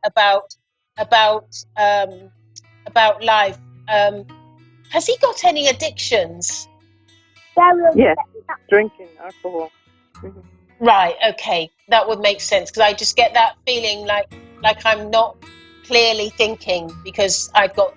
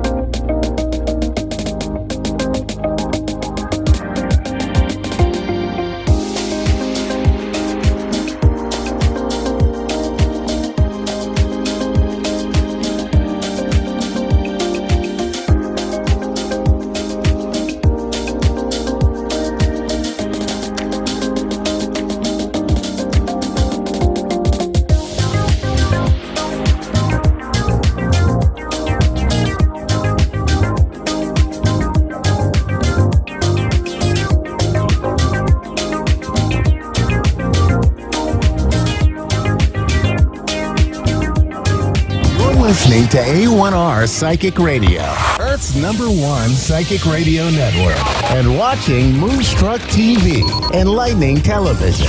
Welcome. Time for Angelic Connections with Carrie M. Bush. Live from Facebook.com/Carrie M. Bush. Connect direct. In North America, dial 888-454-2751. In London, 20-3519-2158. In Sydney, dial 02-8488-3147. Or online, contact us through our Facebook page, Facebook.com/Psychic Radio. Or one of our websites, AskOneRadio.com or Moonstruck.tv. This is Angelic Connection on A1R, the Ask One Radio Network. Hey everyone, so welcome to Angelic Connections. I'm your host for tonight, Carrie Bush, coming from the UK. So, how is everybody at this new start of the week? And we are welcoming June. We are in the 6th month already. I can't believe it. You know, this is just gone so fast, hasn't it? It's like time is on super speed. So we're welcoming in June. This is a power month, everybody. This is a high energy month. It really, really is. We've got a lot going on this month. So we are in eclipse season right now. We were going to have 2 eclipses this month and another one early July. So that's 3 in total. So the energy is going to be very, very strong in June, making it a power month. So this Friday we have our full moon lunar eclipse. The energy is building to that right now. I'm sure you're feeling that already. And then the next day on the 6th of June, we have the 6/6 gateway opening. And this is the portal opening that is really going to help us let go of any unhealthy patterns and really manifest the dreams into our life. So this is going to make a big, big difference. This is really going to open up that magical gateway for you all. Then we have Mercury retrograde this month. And then we have our new moon solar eclipse. That will be the 2nd eclipse in this month. And that is on the same day as a solstice. So this is a high, high energy month. It really, really is. It is going to feel intense at times. The energy may feel a little bit intense, but because we are in Gemini season, we also are going to have that lighter energy around us, really going to help push us forward, everybody. This is when we really get to make changes and implement the patterns we want in our life. So this month is going to, ask you to look within. It's going to ask you if there's anything that needs to be released. It's going to help you release that so easily, creating those new patterns. That's where our focus needs to be. And also our focus needs to be on letting go and releasing. Everything needs to go. And this is a month that's going to assist you to do that. So it really, really is a power month, everybody. You need to look after your energy this month. You need to make sure you're doing regular grounding, balancing, lots of meditation and lots of water. Drink lots of water this month, because when the energy is high like this, we can get easily dehydrated, and that causes lots of headaches and things like that. So I am going to do you all a mini reading tonight. I feel really guided to do this because the energy is so powerful this month. I feel guided to do everybody a little reading. So our first card out is the healer card. And this says, you have powerful healing gifts, have faith in your abilities and stay true to your path as a healer. So you may have your gifts coming out around healing. This is a powerful time of stepping into your gifts. So you may have always felt you're a healer. You may have always felt hot hands and that you have that magic touch to others. So your gifts are opening up. It also tells us there's a lot of healing energy around, which is really going to assist you in moving forward, releasing everything that doesn't serve you. Our next card out for our reading is the awareness card. And this says, live in the moment, be conscious of your thoughts and look for the signs and the guidance. So take note of your awareness. Your intuition is on fire this month. So notice the signs. You're going to get a lot of clarity moving forward this month. This is a month where your awareness really steps up a gear, because you really have evolved a lot into your spiritual self. So heightened awareness for everybody this month. Our next card out in our reading is the Flow card. And this card says, find an easier path forwards, surrender the outcome and release expectations. This card is super important. We need to go with the flow in June. We need to flow with the energy. We need to have only the highest expectations, and we really do need to surrender to the divine. If we are holding on too tight, it's going to stop the momentum going. It's going to create a pause and a block in the energy. And we don't want that. We want the momentum keeping going because we want to get where we want to be, and we want to get there fast. We don't want to take months and months and months to get there. So go with that flow energy. Surrender, release, and trust. Our next card out, everybody, is the Past Lives card. And this says, release your past life karma. You are an old soul with deep wisdom. Healing your past lives will raise your vibration. So this is what this month's all about. We want to keep our vibration to the highest level. There are a lot of karmic ties being cut right now because Saturn is in retrograde still, and Saturn is our karmic planet. So if you have any attachments to past lives, anything unhealthy that is not going to serve your energy field, this is going to be easily, the cords are going to be cut to this. So you could find that you're taken back to past memories in past lives or even early in this lifetime. Again, try and flow with the energy, call the angels in to help you, but you will easily be able to release that energy with all of the assistance of the planets where they are in retrograde in June. And the eclipse energy, of course, the eclipse energy is going to put closure to the past, to anything that's not serving you, and it's going to allow you to get your new beginnings, everybody. Next, we have the Rebirth card, and this says, reinvent yourself, give life to your dreams and create a new reality. We are in the rebirth stage. This is where we're at right now. We are still in that huge time of transformation, and we literally are being reborn.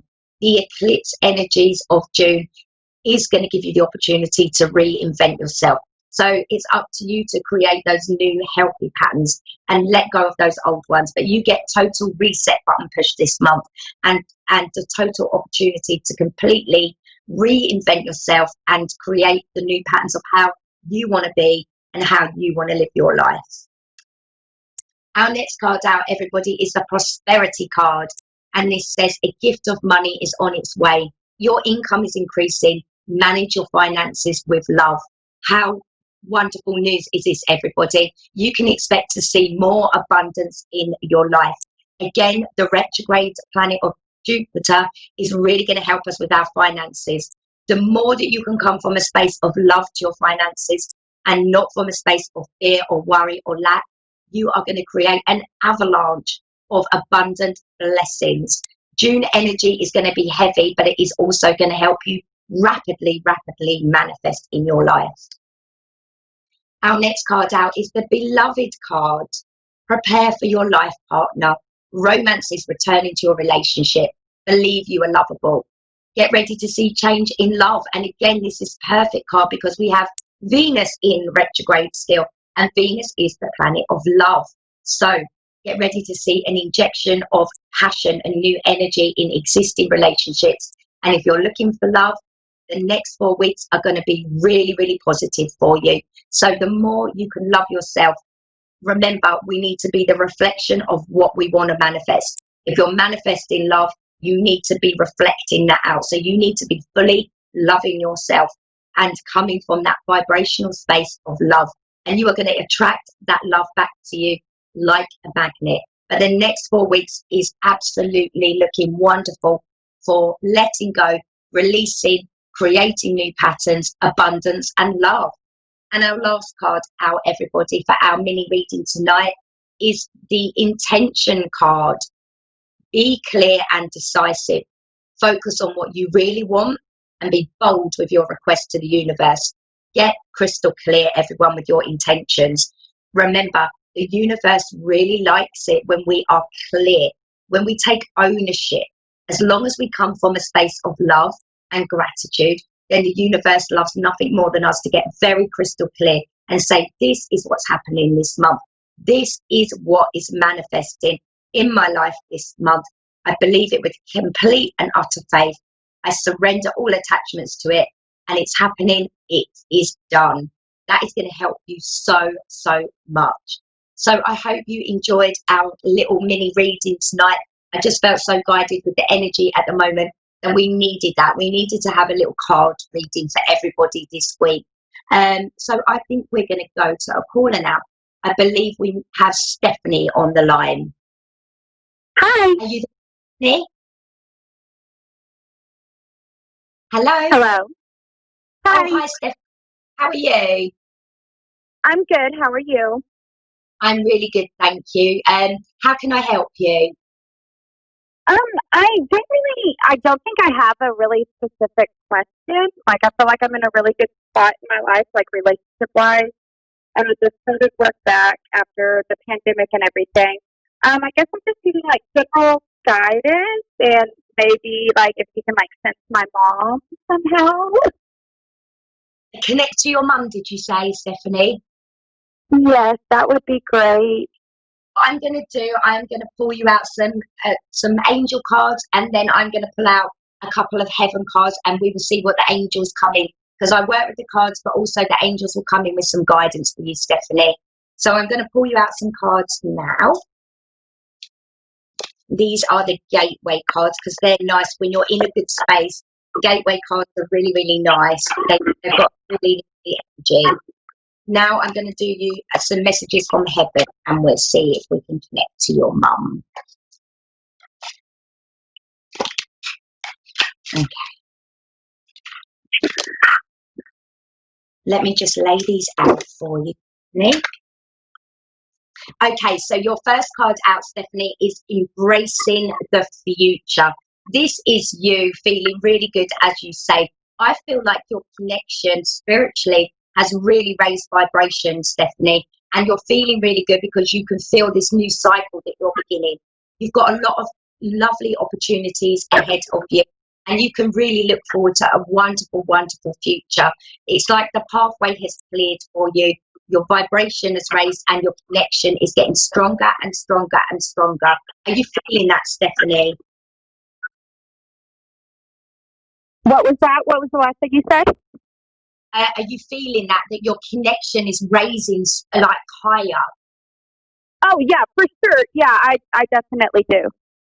Yeah, I'm loving it. Your energy feels amazing, I must say that. Rising above. Well, thank you.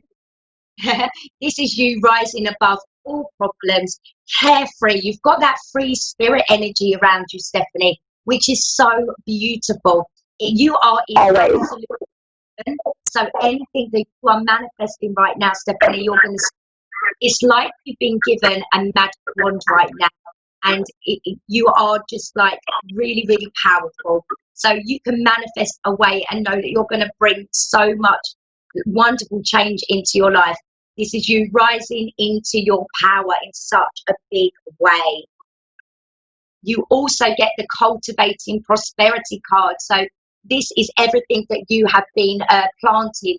All of those seeds that you've planted in the last 6 months, they're all getting ready to bloom and prosper. This is more money coming to you, but also, Stephanie, this is of everything touching you in every area of your life. It's like you literally are having magic sprinkled on you right now, and it's such a beautiful energy. It's making me feel just lovely. I feel lovely and glowing inside, connecting to you, because that is the energy that you are emitting right now. So it's really, really beautiful. Your messages that connect with your mum. We must have fun and you must enjoy yourself too. This is your mum is coming through. She's always with you. I know you feel her, don't you? Always. Yeah, you feel her energy. She's with you. She's saying baby girl. I don't know if she used to call you baby girl, but I'm hearing her saying baby girl. She's reaching out.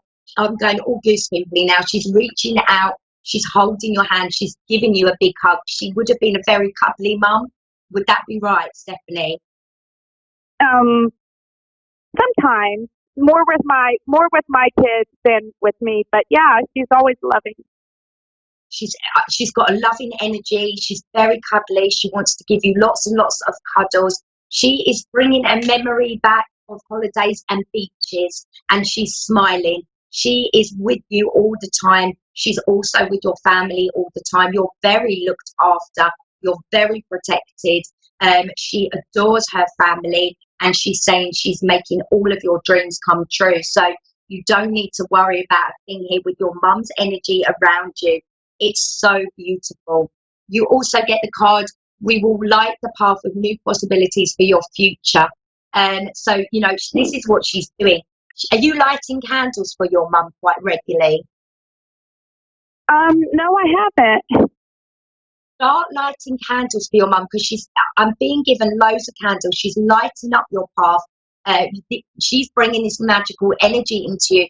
But I think if you start lighting candles, you're going to feel your mum on a stronger level, because you have raised your vibration to such a high level. Stephanie, you are ready to connect on a deeper level, and she's really excited about this. So light a white candle, call your mum in, and you're going to feel her energy a lot more, and you're going to start to get messages from her.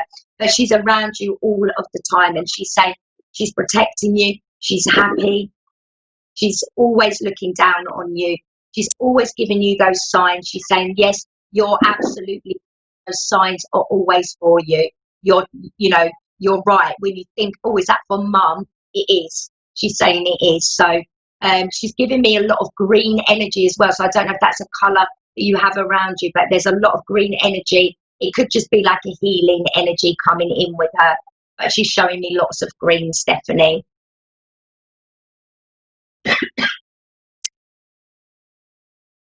I hope that's helped you.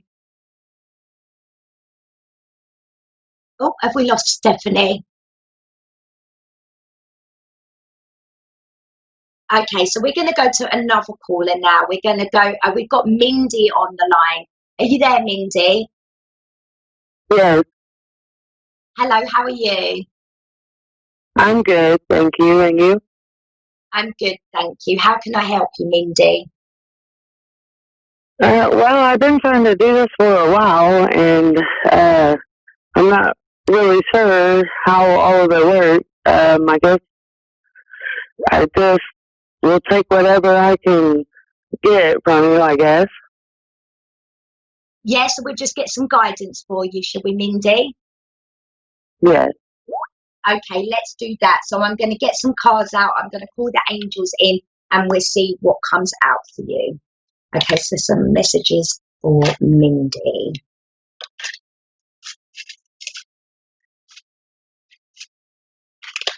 Okay. Are you feeling a bit stuck at the moment, Mindy? Am I what?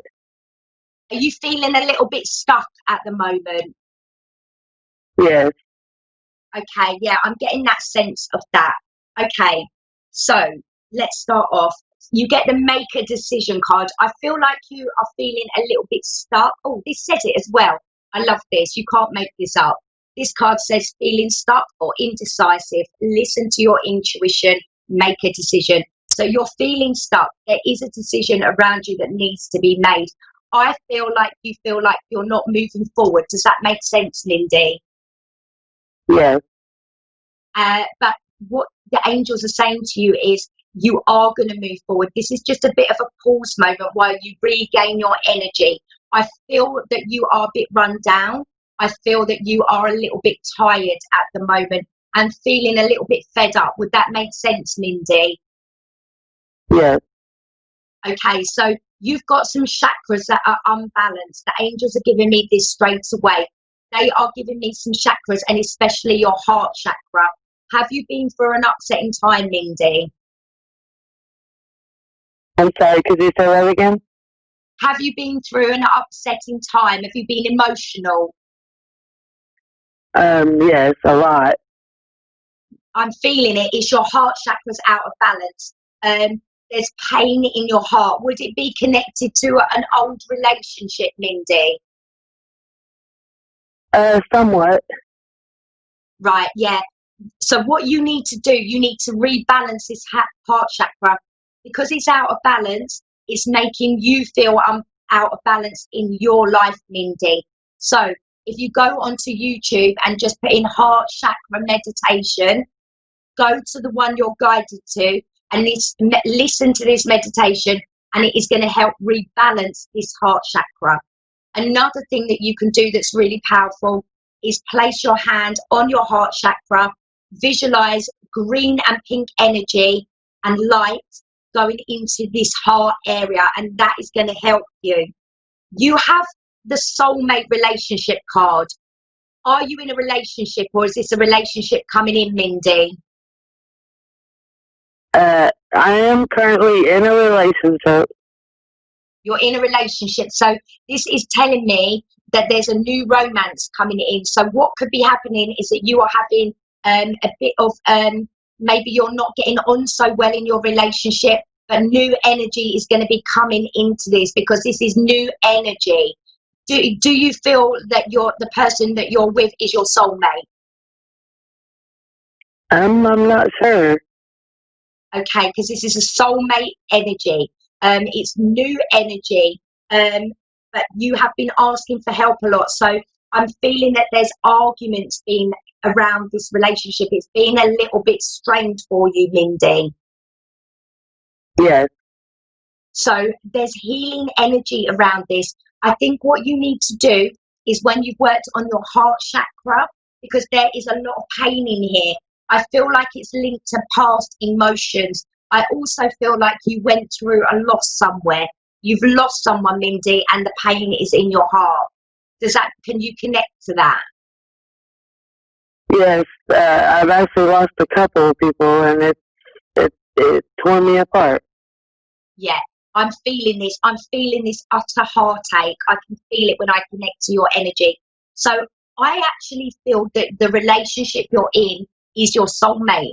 But I feel like you're under incredible stress, and you've got an incredible amount of emotions stored in your heart chakra, and it's making you out of balance. So you're finding it difficult to have a good relationship with your partner right now, because you've got all of this stuff going on within you. Does that make sense? Yes. So you need to balance this heart chakra area. This is going to be the answer for you, because it feels very out of balance. It feels very heavy. You haven't grieved properly. You haven't grieved properly. And doing the heart chakra meditations is going to help you with that energy. It's going to help settle that energy. What the angels are telling me is you need to know that your loved ones are always around you. They are happy, and they're happily with you all the time. So it's time to recover, if that makes sense. It's time to move on from this energy, and you need to use this time to heal yourself. There's a lot of pain in your heart, and that is going to have an effect on the it's in your life right now. And that's I understand that. Oh, sorry, I didn't hear you, Indy. I understand what you're saying completely. Yeah, so there's all this pain here, but your loved ones don't want to see you in this pain anymore. They don't want this for you. I do understand the pain of it. I've lost both my parents, and I understand that pain. But I think we need to know as well that our loved ones don't want to see us in this much pain. It's not what they want to see. They want to see us happy and laughing. And I don't feel there's been a lot of laughter in your life for quite some time, Mindy. It feels that it's been heavy and serious for quite a long time. Would that make sense to you? Yes, it's just been very hard to try to get past all that pain. Yeah, you've got a lot of pain, but I'm telling you, Mindy, you can do this. You call the angels in to help you. You do that meditation. You can do this. I was in this much pain as you are, and I'm not anymore. And it makes you feel lighter. It makes you feel happier. So you need to release this pain. You need to it come from acceptance that, you know, this has happened, but your loved ones aren't gone. They may be gone physically, but they are not gone. They are always there for you. So now it's about building a new relationship with them, which you can do. You know, talk to them, bring them into your life, and you're going to feel much, much better. I don't feel like you've grieved enough. I feel like your tears dried up, and it's all sat in your heart. Yeah, I just been really, I actually got severe depression from it. I just been really worried about them, and then it's just been a rough pass for me. And I'm still here. Listen, Mindy, when we lose people we love, it's so painful. It's so painful. We're human and we feel our emotions. And when we've loved somebody as much as we love people, it's hard, Mindy, but you can recover and you will recover. And the angel's going to help you with this. You can also ask your loved ones to come in and say, can you please try and help me heal my heart, heal this pain? But I'm telling you, the angels are saying you're going to be absolutely fine. Just work on the heart chakra, and it's going to have a difference and an impact in all areas of your life, Mindy. Okay, I appreciate that. Oh, you're so welcome. I hope that helped a little. Do you have any messages from my loved ones?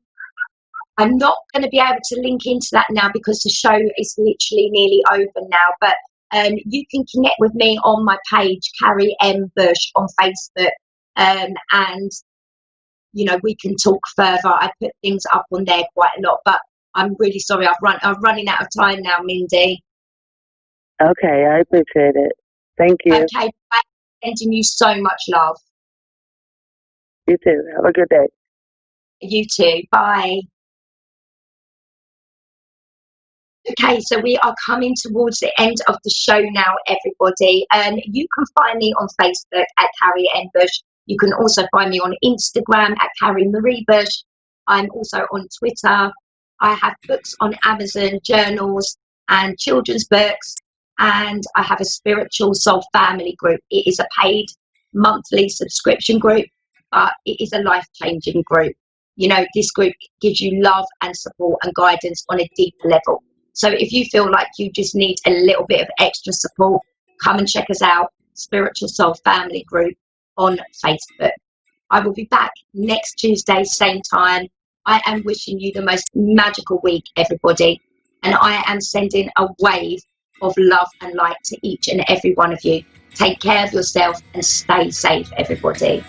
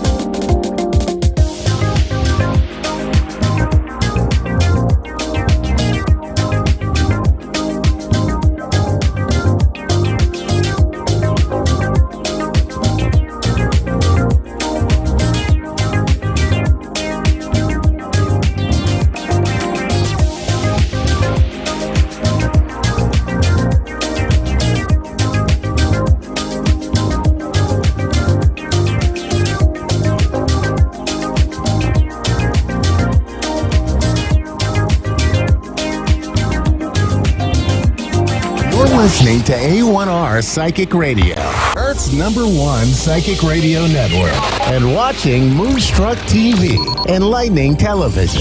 Welcome. Time for Angel Guidance by Lisa Shore. Lisa Shore. Live from PureLoveEnergy.com. Connect direct. In North America, dial 888-454-2751. In London, 20-3519-2158. In Sydney, dial 02-8488-3147. Or online, contact us through our Facebook page, facebook.com/psychic radio. Or one of our websites, AskOneRadio.com or Moonstruck.tv. This is Angel Guidance on A1R, the Ask One Radio Network. Hi, welcome to my show, Angel Guidance by Lisa. Hope you're having a great day. I really feel like right now, at this time this week, we're coming out of this closure, this lockdown, this feeling of being so disconnected from everyone. At least where I am, I'm seeing that people are going about their day, going about their business, and that's just a wonderful thing. So I'm so grateful that that's happening, and you're going to start seeing that reflected in your life as you move through the day as well. So I just want to draw a couple cards for you, and then I'm going to take a caller. So these cards will be just for the week, and I'm just going to draw a few of them so you'll have some guidance. And let me go ahead and draw something today for you for the upcoming week related to, what you need to work on, what you need to release, something that may need to get straightened out for you. So the first card we're going to draw is what you would like to surrender this week.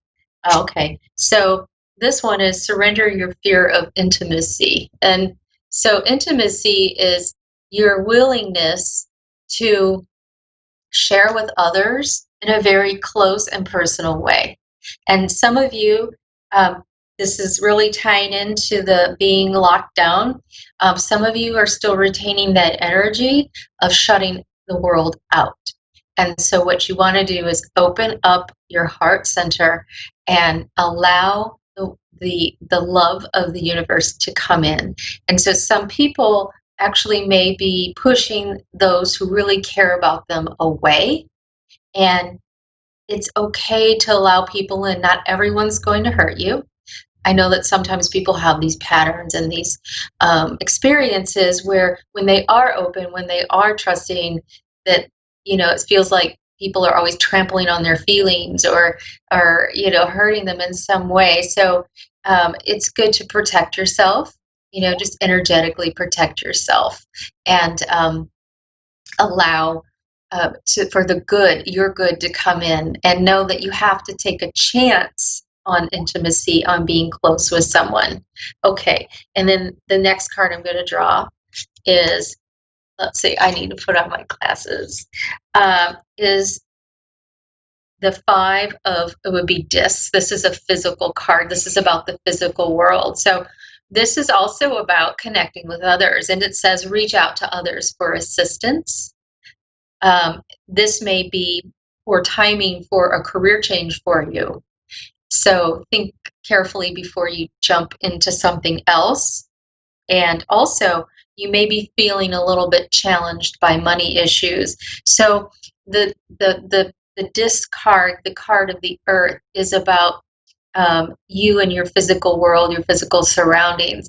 And so if you're feeling challenged about money, and a lot of people are right now, and you're feeling like you need to make a change in your career, I would advise to just let things play out, give it a couple months actually to let it play out, and then start up again. Look, if you're still needing to change, then make those changes, okay? I would even say like 5 weeks. Wait 5 weeks and then start up. And then the next card is about kind of what we need to work on with our manifesting and creating. And so for the upcoming week, this is a really good card. This is abundance mindset.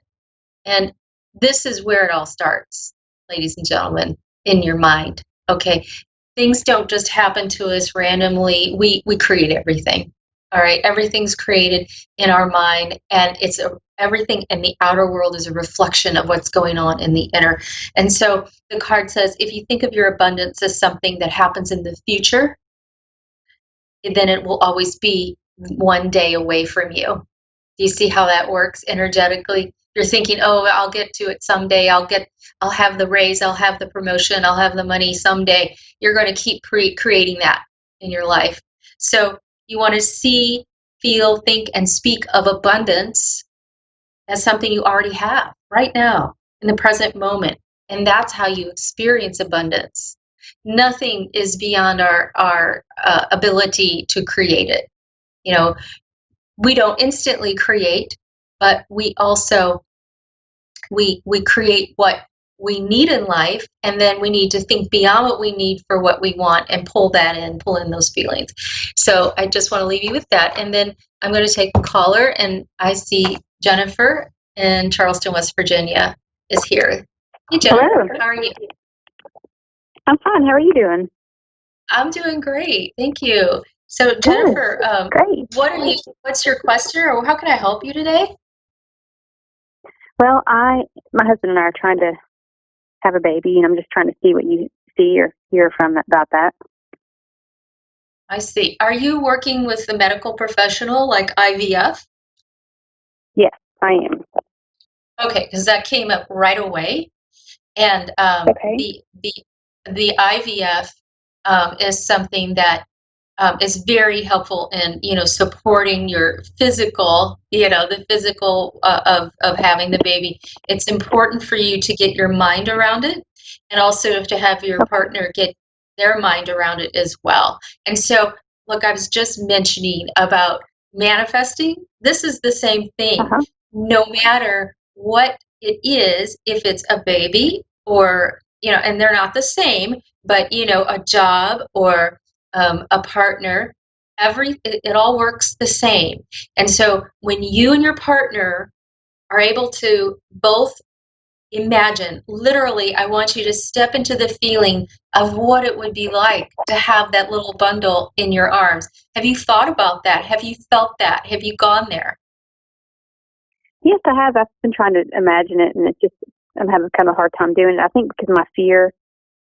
Like I don't want to, like I almost don't want to do it because it would hurt too bad if it didn't happen. But I tried to do it. It's really strange. Yeah. Well, it's because things don't always work out the way we want them. And sometimes we say, okay, this happened in the past, so this may happen again. I don't want to get hurt, And so this is where you need to release that. And so this is how I suggest manifest. This is how I do it. So basically what you're doing is it's not like you're setting up a scene where you say, okay, I see the baby and I see my partner and I see myself and I see the house and I see the crib and I see all that. That's not going to do it. What that's going to do is set a scene, but you're not really invested in the scene, okay? But when you you're really going to set the experience of it. So tell me, how would having this child make you feel? Oh, so much joy and relief because we've been trying so long, and I would feel complete and just feel overwhelmed with joy and just, oh my gosh. Yes. So that feeling, I even heard it in your voice. Oh my gosh, the joy, the feeling complete. So that is what you pull in. Those feelings are what you pull in to create this, okay? And this little soul, I feel like there's a little girl actually waiting. I don't know if you have obviously you want a child. I don't know if you have a preference or if you felt like there's a little girl coming, but that is what I'm girl, feeling. I feel, yes. Okay, so the little girl. I feel like I saw her yes. You pardon me? I would say a hypnosis I did hypnosis I did a couple of days ago. I saw her and I thought, my God, was that my imagination? But it was super clear. Like she saw me and I saw her, and it's really bizarre. Yes. Yes. Okay. So see there, that's a confirmation. So she's going to come in at her appointed time. All right. So we can't rush little little people. They're going to come in and they feel both you, and is it your husband or your boyfriend or your partner? Husband, yes. Husband. Okay. So both of you come together in this beautiful, loving way in your minds. I don't know if he's on board with sort of visualizing that kind of thing, like I just said, but I want you to start talking about it like it's already happening, like the feelings, like I just said to you. What are the feelings that are pulled in from that experience? That's where I want you to go with that. Okay. Because that is what's going to bring this in. If you're holding on to this so tight that you can't let go of it, you're not going to release what's going to come to you. Open your hands and receive. Do you see what I'm saying? Okay. If you're holding on tight to the idea of it, you're not going to allow this little girl to come in. So please know that I've seen this happen. I'm a healer as well, and I've worked with people with going through fertility issues, going through IVF, and you know what happens when they let go of that need to have this happen, that's when it happens. I've seen it happen like that over and over again. I know she's coming to you, all right? And she just, she popped in because of that. I don't know if she has curls or she saw something with curls or light color hair, but I feel like she's coming into your life very soon. And so step into that feeling of it. Step into that experience of joy and relief and knowingness, all right? I just send you all the best, Jennifer. And if you want free healing from me, check out my Facebook group, Reiki Live, REIKI-LIVE. I give it free twice a week, okay? And that may also assist you in just loosening up and filling your body with love, okay? That's great. Thank you so much. This is really good. Sure. Do you think I need IVF? Well, do you think that she could come naturally if in between IVF breaks? Is that possible for us, do you think? I'm just wondering. It is possible, it is possible. Sometimes, and I'm going to have to go because I'm running out of time. And the IVF people I've helped, and one of the ladies, she stopped the treatment entirely, and then she got pregnant. So.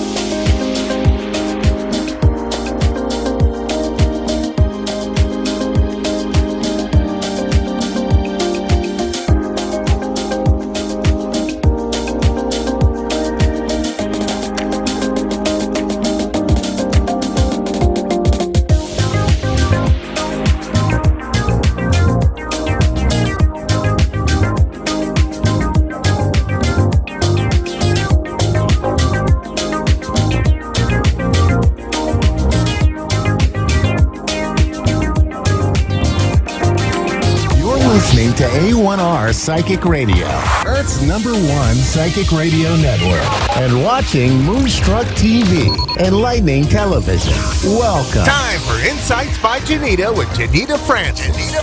Live from InsightsByJanita.com. Connect direct. In North America, dial 888-454-2751. In London, 20-3519-2158. In Sydney, dial 02-8488-3147. Or online, contact us through our Facebook page, facebook.com/psychic radio. Or one of our websites, AskOneRadio.com or Moonstruck.tv. This is Insights by Janita on A1R, the Ask One Radio Network. Good afternoon and welcome to Insights by Janita Francis, where we do the quarter hour of power. We have to speak fast to get through everything that we've got to talk about. Hope you are having a splendid week. I have been noticing that 7 days is a huge amount of time to create a different energy, and everything is shifting. It's shifting all over the place, which is brilliant because it could not possibly stay where it was. It was far too draining on everybody's resources and everybody's energy stores. So wherever you are in the world, thank you very much for tuning in. It is always a pleasure to be here. Doing a collective reading today, but before we get into that, I wanted to let you in on a couple of exciting things that have happened for myself over the last week, and that is our podcast has taken off. As you are aware, we've got a sponsor within the first 12 hours of being on air, and we've actually just gone for leaps and bounds ahead of that. So if you haven't had a chance to subscribe to our podcast, it's called A Guided Life. You can find that on Facebook and be part of our live audience if you like.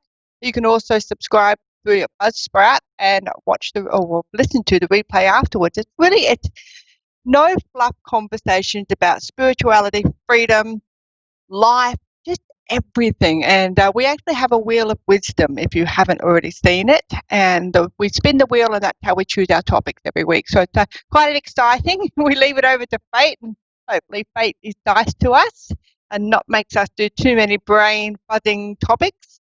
But it's a really cool. It's a very cool podcast, even though it's my baby, a shared baby with Trish Rock. So the other exciting thing, of course, is that I have released my own Oracle deck, and you can get your own set from my Facebook page, Insights by Janita. Now, of course, Janita is the oddest name in the world, and you can spell that Johnita. Jump on there. They will be up for sale tomorrow afternoon, which will be our morning time, but your afternoon tomorrow. So please do check that out. If you'd like your own Oracle deck from the Modern Oracle, that would be awesome. Let me know, and we can arrange that for you. Very cool cards. Very, very cool cards. Even though they are my own, I'm allowed to sprout about them. So this week, I actually pulled a couple of cards out. I pulled the From Survive to Thrive Empowerment cards because I just want to get a take on what's next. Like, we've been stuck in this energy for a little while now, and we've gone placidly, we've gone crankily, we've got the shits, we've pulled ourselves back. Some of us have isolated purposely to stay out of the energy fields, and the ebbs and the flows have been quite extreme in so many different ways in the last couple of months worldwide. So I thought, okay, like, what's next for us as a race of people, irrespective of where we live on this planet, what's next? Like, what can we look forward to? And we got some beautiful cards out. We got a number 8 card, which is all about power and abundance, claiming back our power, which is fantastic. And also 22, which is a master builder number. This means that we have an opportunity to change the way we do things, change the way we look at things, change our environment, our family structure, and our personal structure as well, and how that looks, so we can actually make positive changes in our lives, decide what we didn't enjoy about our lives previously in the old world, if that's what you want to call it. And this is an opportunity kind of like to get a blank canvas and repaint, re-choose the colours that you want in your painting of life. You might have had different colours last time, the darker colours, and now you think, I used to worry about so much shit that I don't need to worry about. Why did I stress about that? the things that we think we have control over, we actually don't. The things that we thought we had no control over, like our emotions, we actually do. So it's been a big mindset shift. A lot of us had a fixed or a stagnant mindset before, where this is just life and this is Groundhog Day and this is what we do, and we go to work and we come home and same old stuff. And now we've got this growth mindset where we're saying that I don't want that anymore. Some aspects I do, some aspects I really love about it, but for most part, I want to change these things. I'm not happy with these things. And this is the golden opportunity to do that. And I have been talking about golden opportunities the entire time the world has been in chaos, because like straight after the bushfires that we had in Australia, new growth was starting to sprout. As soon as we had that first little drizzle of rain, all the leaves were coming back and grass was coming back, and the animals were starting to come back out of hiding and move around. And so for every chaotic situation, there's actually peace and calm right around the corner. So it always pays to focus on that peace and calm that's coming, because we know it's coming. That's what happens with chaos. The storm passes and everything starts to settle down. During the storm, it's scary, it's horrific, it's unknown. We don't know what's going to happen or how bad the storm's going to be, but we always know that the sunshine's coming out the other side as soon as the storm passes. And that's pretty much what life's all about, isn't it, really? So the number 8 card is all about being a role model. And I thought this was interesting because a lot of the human people have a hive mind. Like, it's so easy to stir up a crowd, isn't it? What if we stirred up a crowd for the right reasons, or for peaceful reasons, or for loving reasons, and how much we could shift that from a fear-based mindset into a mindset of peace and loving, and what can we do to fix this, as solutions look at what's going on, as opposed to exacerbating the problem. So the number 8 card is being a role model. The affirmation for that is, I am now willing, ready, and able to be a positive example.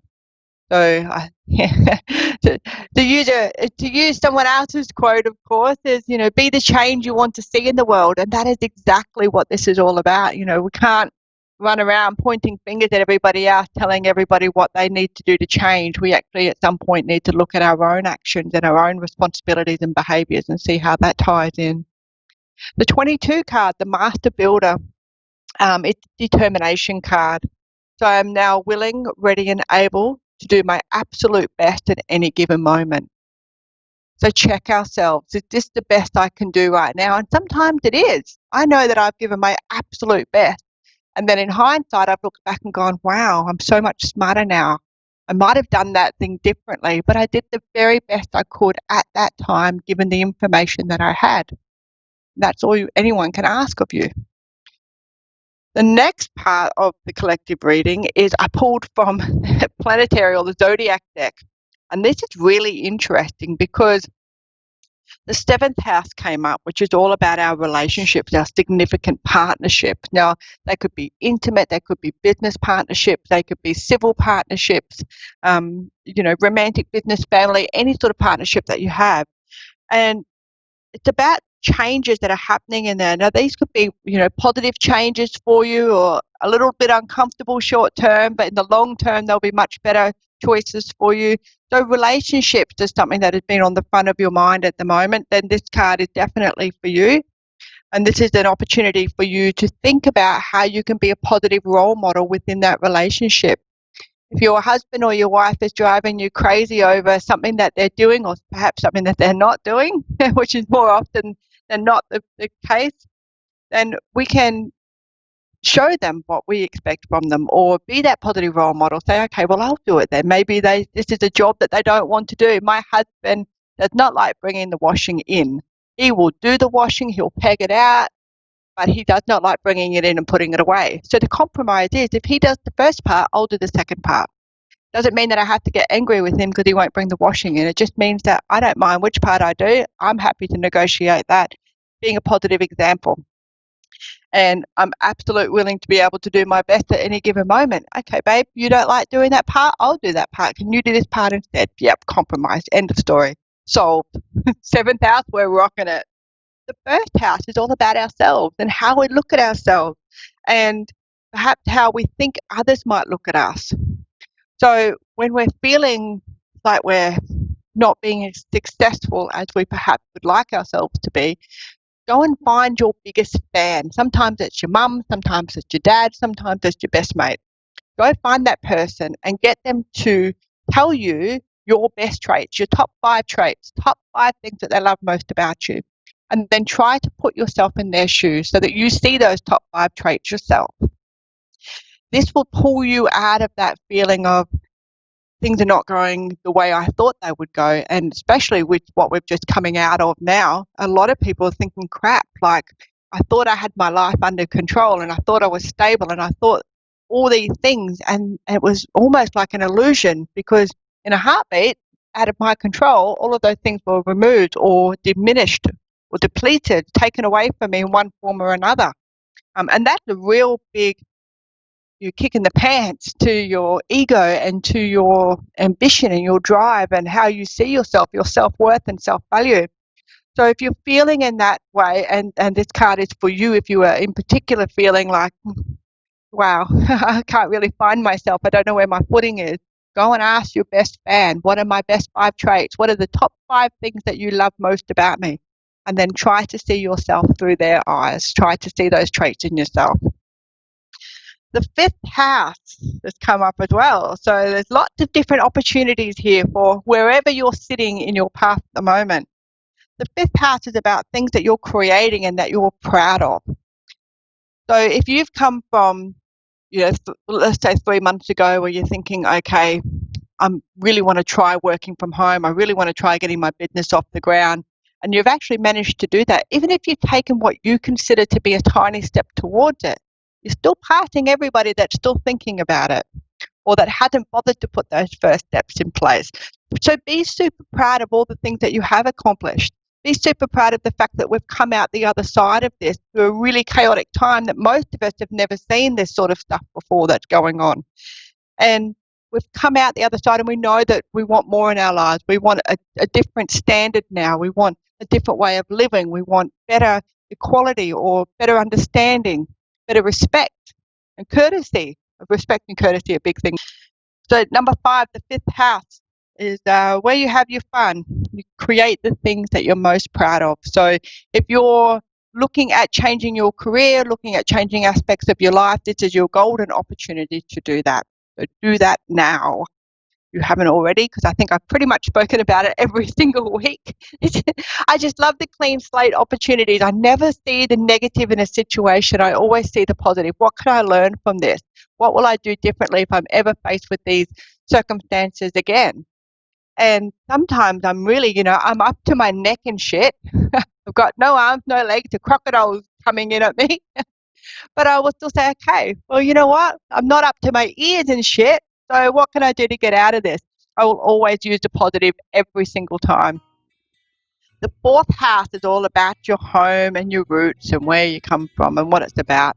And this is for the people that may have thought about culturally, religious connotations, religious beliefs, cultural beliefs, all those things that you were just going through the motions in your normal everyday life before, and you haven't for one reason been able to do that during this lockdown and isolation period of the last.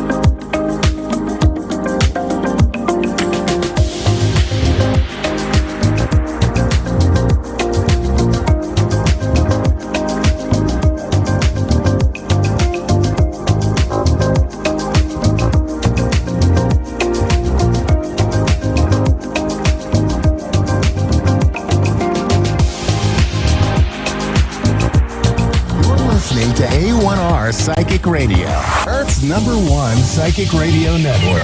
and watching Moonstruck TV, enlightening television. Welcome. Time for the Ask Rebecca radio show with Rebecca Russo. Live from AskRebecca.guru. Connect direct. In North America, dial 888-454-2751. In London, 20-3519-2158. In Sydney, dial 02-8488-3147. Or online, contact us through our Facebook page, facebook.com/psychic radio. Or one of our websites, askoneradio.com or moonstruck.tv. This is the Ask Rebecca radio show on A1R, the Ask One Radio Network. Hi, everyone. Welcome to the Ask Rebecca radio show. Thanks for joining me. I hope everyone is doing well with all these intense eclipse energies and planetary alignments at play. It's been a crazy, crazy time for sure. This cycle is ending, and you have an opportunity to bring closure around things that you started going through about 2 years ago.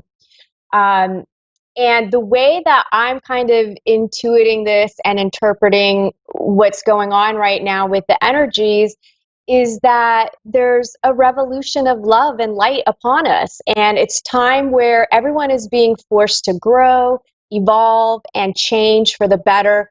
Your perception, beliefs, and feelings dictate what you experience.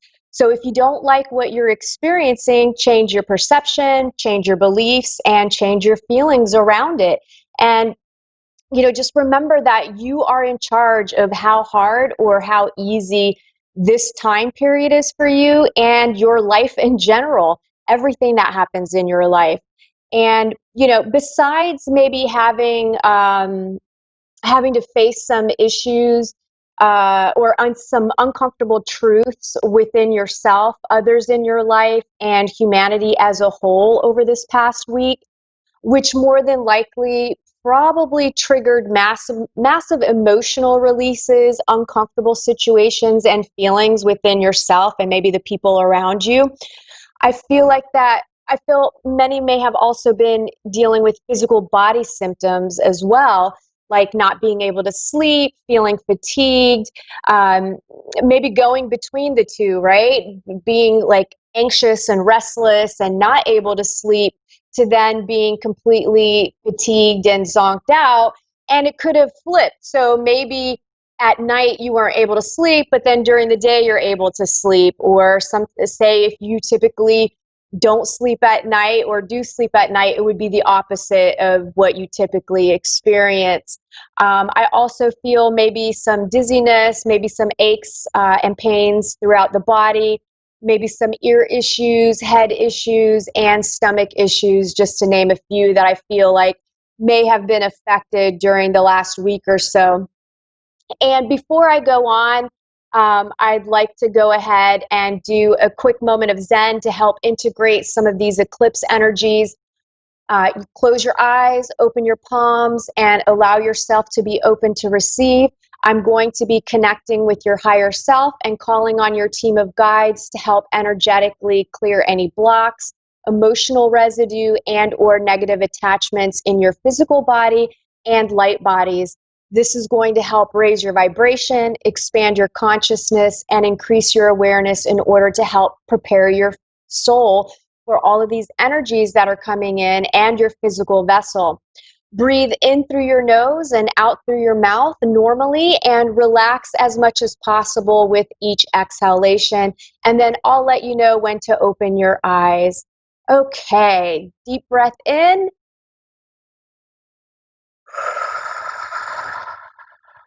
And exhale.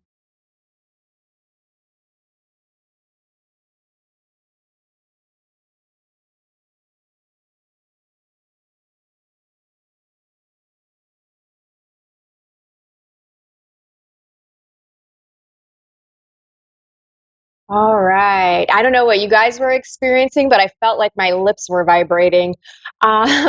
Okay. Let's get into what you can expect from today, June 9th through to June 16th as an overall theme, and then areas of love, work, finances, health, and spirituality. General themes. We have another intense week ahead of us where we could see more conflicts between thoughts and emotions being triggered by our everyday normal routines feeling more stressful than usual. So something as simple as getting up on time for work or setting your alarm clock could have you feeling stressed out and bummed. Like it's just going to bum you out.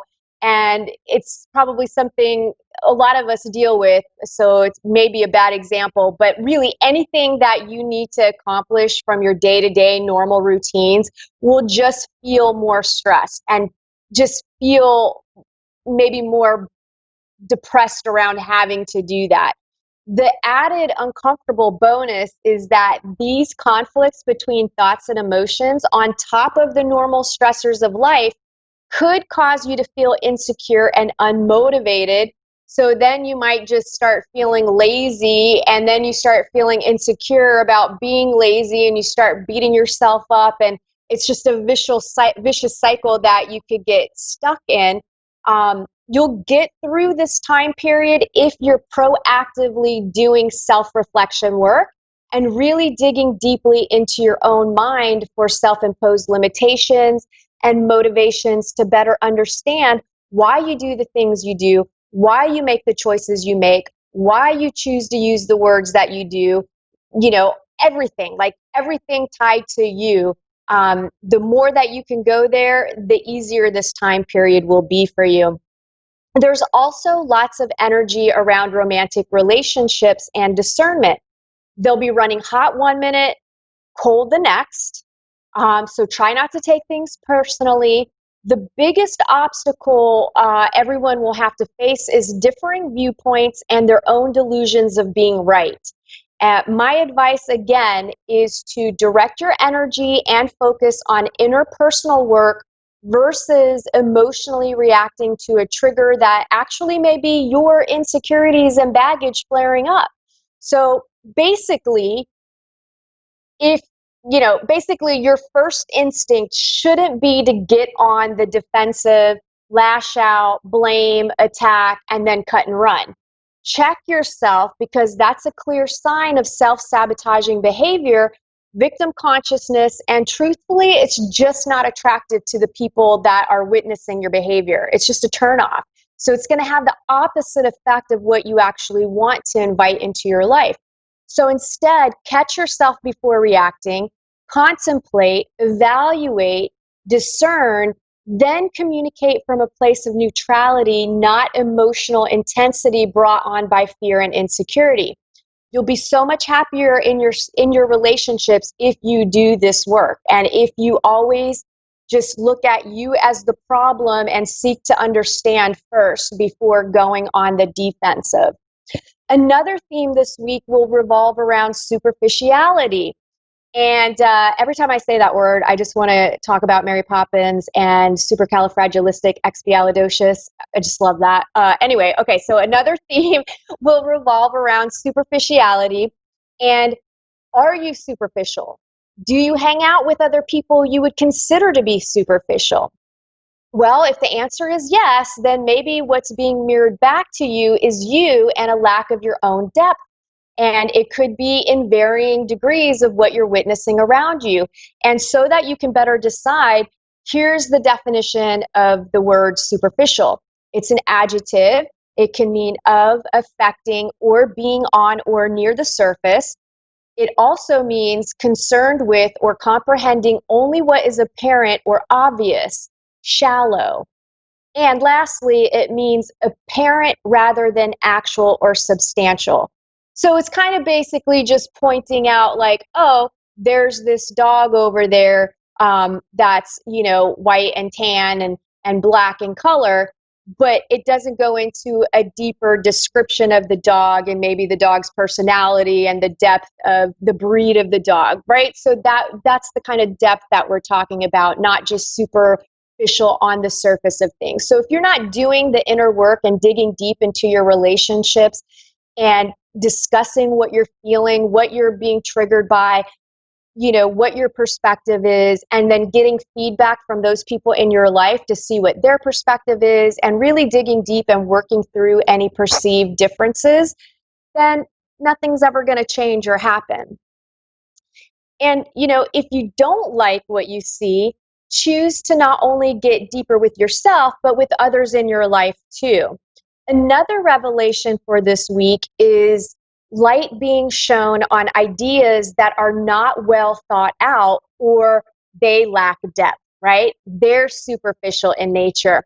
So if your ideas or goals start falling apart this week, and maybe some of you have actually been already experiencing things falling apart over the last several weeks, that doesn't necessarily mean give up, quit, or run away, especially if that's your usual MO. Like if that's your go-to behavior of when shit hits the fan or things get tough or things aren't going the way that you think they should, and you just automatically get on the defense, attack, and cut and run and give up and quit, then you definitely need to do this work, and you definitely need to take a look at yourself and evaluate this.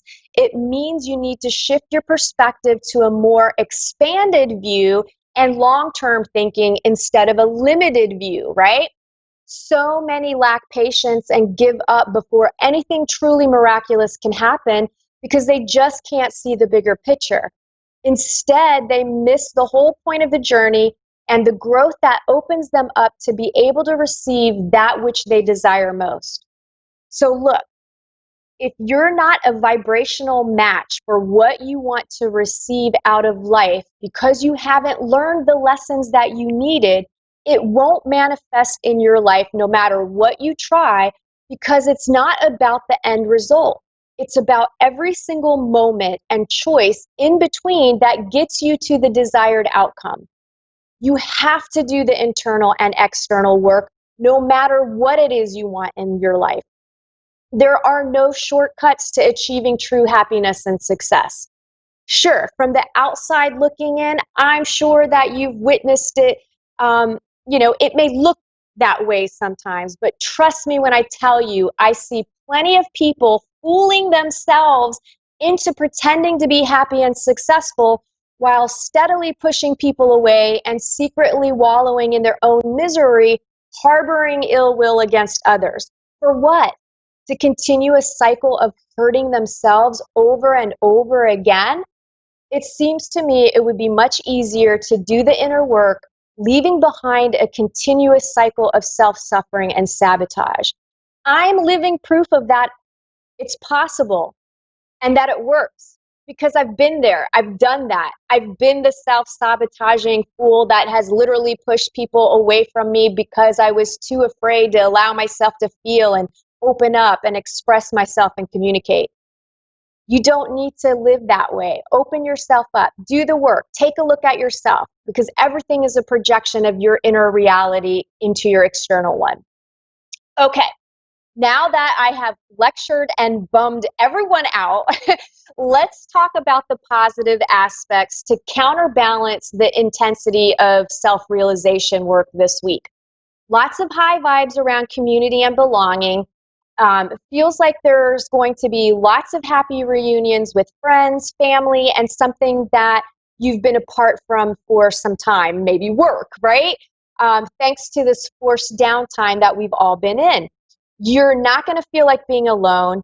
You're going to want to surround yourself with the energy, the feeling, and the touch of others. And we're just beings that are meant to be with each other, share space.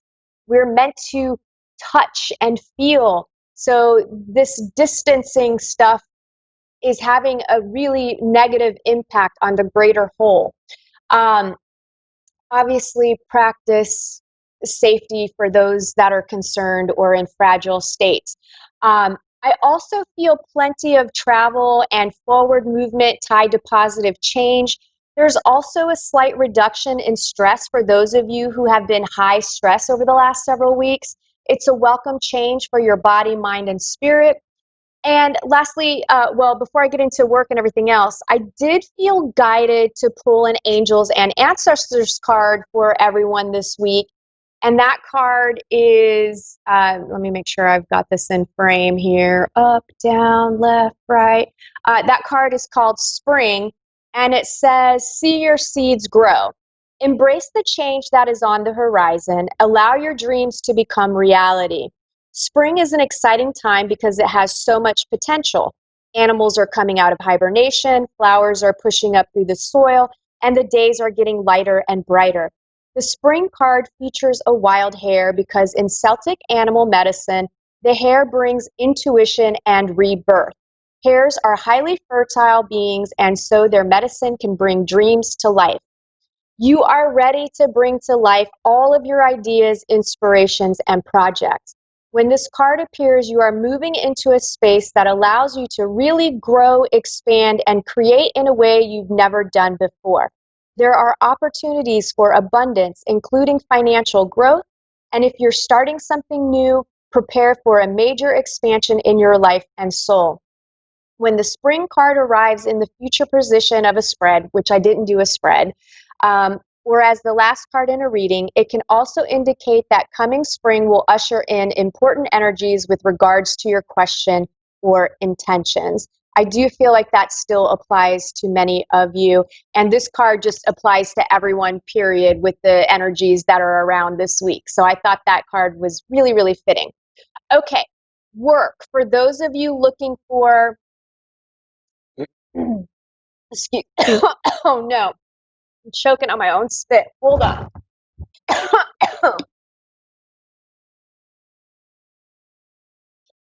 All right, sorry about that, guys. Okay, work. For those of you employed, I'm still feeling energies around people making decisions on or in the process of leaving a job. I also feel several people changing where they choose to do their business. I feel many of you more in a state of trust that the universe is guiding you to where you want to be and that everything is happening for a reason. And this goes for both employed and unemployed. And I'm also feeling some evaluation around personal relationships at work. So lots of positive energy in the work area of your life. Those of you that are looking for a job, I'm feeling lots of success with finding new jobs, so don't give up. In the area of love, those of you in committed relationships and dating someone seriously, I'm feeling stress around finances and money, which could lead to heated debates this week for some couples. Some other couples will be stressed just because they need a change of scenery, and I feel like taking a day trip somewhere or having a picnic at the park or just getting out of your usual boring routine will help you reconnect and strengthen the relationship. Those of you looking for love, I'm feeling some love connections through friends, so make sure you're getting out and about, socializing with your friends. You never know how a chance encounter can happen with your friends as your wingman or wingwoman. I'm also getting that some of you singles need to change up your routines and your usual hangout spots, so try new places. Finances, money is doing a weird balancing act this week again. So if you've been struggling financially, you could see an increase and signs of improvement. And if you've been riding high on the hog with money, then unfortunately you could see a turn for the worse or a bigger unexpected expense that sets you back a little bit financially. The bigger picture at play here is attachment, identity, and feelings surrounding money and to money. Health, I feel some of you may have some improvements to your overall health by looking to friends and family to see what's working for them. And I also feel there may be changes in healthcare practitioners and looking to clinics outside of the local area. Spirituality, it's a time of learning from the experiences and attitudes of others in order to deepen your spirituality. And spiritual insights and answers you've been seeking may suddenly come to you into your awareness, but I feel like it's tied to a change in your routine, travel, experimenting, and paying attention to your dreams. So that wraps up the intuitive messages. Let me get to my caller. I have Christine in Grand Rapids, Michigan. Hi, Christine. How are you? Sorry, I took a little bit longer to get to you here. How can I help you today? Yes, I don't know if it's possible, but I recently had a death with a boyfriend. He died from cancer. And okay. You want to try to connect with him? Yeah. What's his first name? Deshaun. Okay.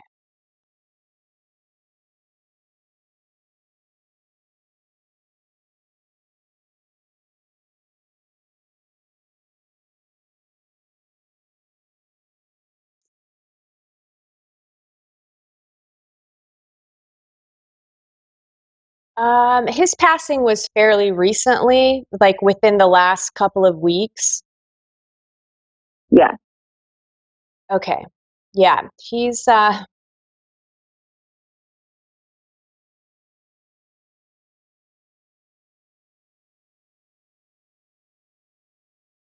sorry, I'm just trying to figure out what having a little bit of a challenging time connecting with him, but I think I can make it happen. So let me ask you, because I have this feeling in my throat. Did they have him at any point? Did they have like tubes going down his throat?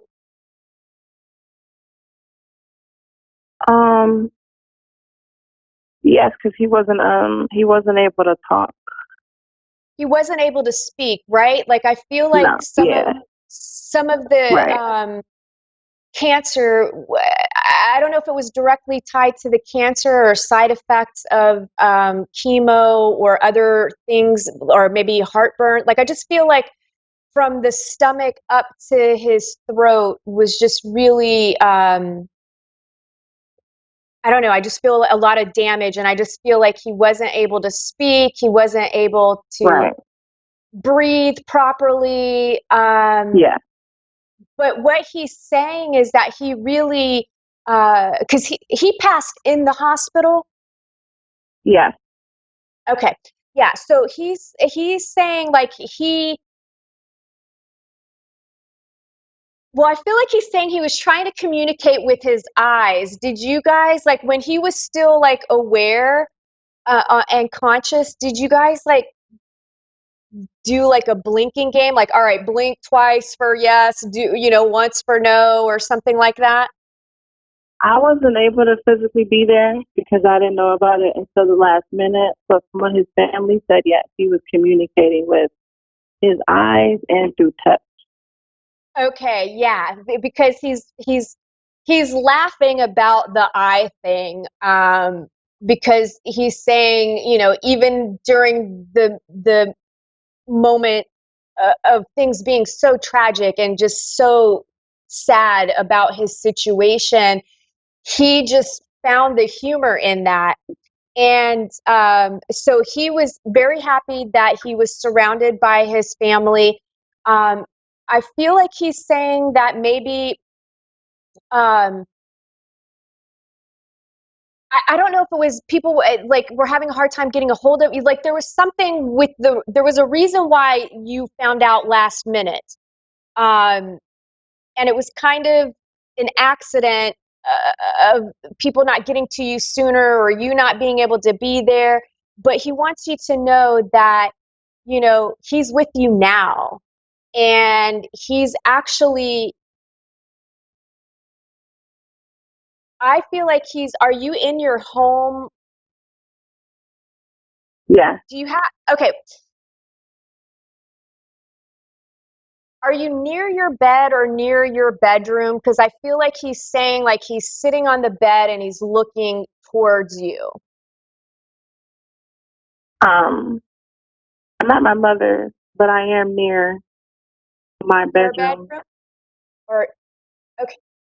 If he were sitting in the bedroom, or if you're sitting in the bedroom, well, I feel like he's saying he can see you from the bedroom. He's in the bedroom. There's something in the bedroom that he's attracted to. I don't know if it's, something of his is in the room that belongs to him that he's tied to, but he's trying very hard to maintain his balance and he's a little bit disoriented. But he's saying that a lot of his, I want to say he's communicating his grandparents on maybe his mom's side. Do you know if the grandparents on his mom's side I do know a Both have- grandmother on his mom's side. Okay. She's passed? Yeah. Okay, yeah. So he's basically saying she was there to greet him. There's a grandfather that was there to greet him as well. I feel like he's tied to the mom's side. He's saying he didn't know him very well, but he knew of him and that he was showing up for being a male role model. Like I feel like he's saying that this grandfather or father figure wasn't actively in his life and was trying That's to be correct. there Yeah. in his afterlife. So he was very pleasantly surprised. He's happy he's no longer suffering. He's apologizing to you. And I'm sorry I'm rushing this along, but I only have 2 minutes and I want to try to give you as much information as possible. I feel like he's giving you an apology. Did you guys break up a few times? Yeah, we got mad at each other a few times, but we always made up, right? after. Yeah. Okay, so he's kind of again, he's got a really good sense of humor. He's laughing and he's saying, look, he's going to take all the blame for all the fights. It was all him. He should have known better, and he does now. And he's saying you were an awesome girlfriend, although there were times you kept a short leash on him, is what he's saying. Does that make sense to you? Yeah, it does.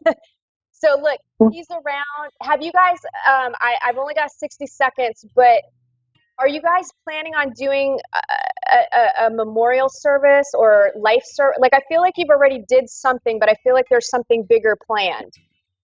His family is, yeah. Okay, he says he's going to be there. He's going to be there, and he's going to be working on giving you guys signs. And Christine, thank you so much for calling in. I've got to roll. Thanks, everybody. I will see you next Tuesday. Bye.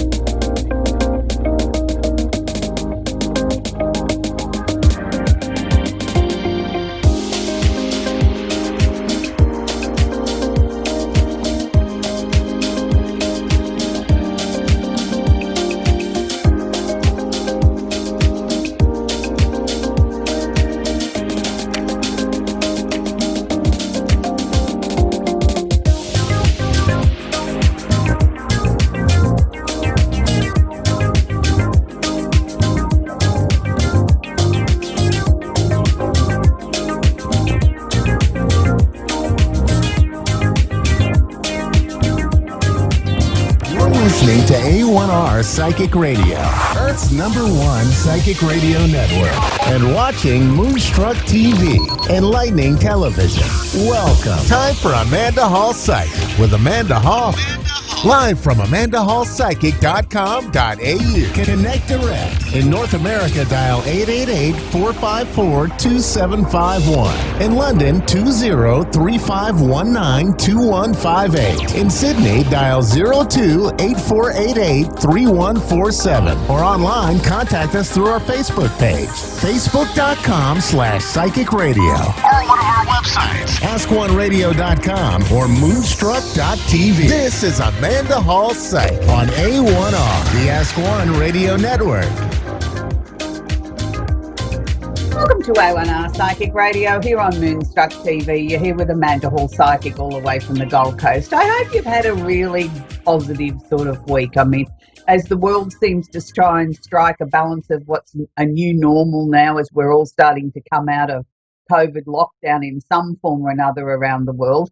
And I know that that makes it a very struggling and a very challenging time for a lot of us as we try and maneuver our way with the restrictions that are going on locally, what's going on in your own country and what's going on globally. So it's quite a confusing time, but I'm sure we'll all get there. We're adaptable, we're humans, and it's a brand new week.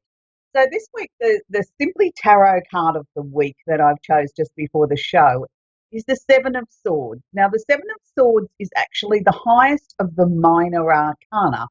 Now, the tarot cards are split into two parts of the deck, the major arcana and the minor arcana. And the minor arcana is what we're working with today on the show, is the Seven of Swords. And it's the highest card of the minor arcana. So it's the card of our plans, our hopes, and it's also the wish card.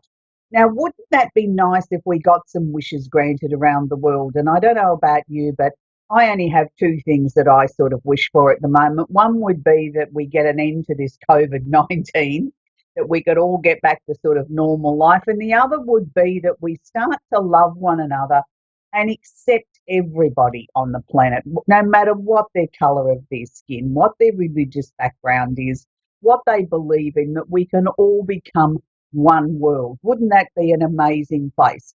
But I'm sure that, we still have a little way to go with that. So let's move the show along and let's look at what we're working with this week on an astrological level. Look, it seems to be forever we've been talking about COVID, and it's been a really difficult, I think, couple of weeks as, the world sort of attention has focused on, people being killed unlawfully or by the wrong ways.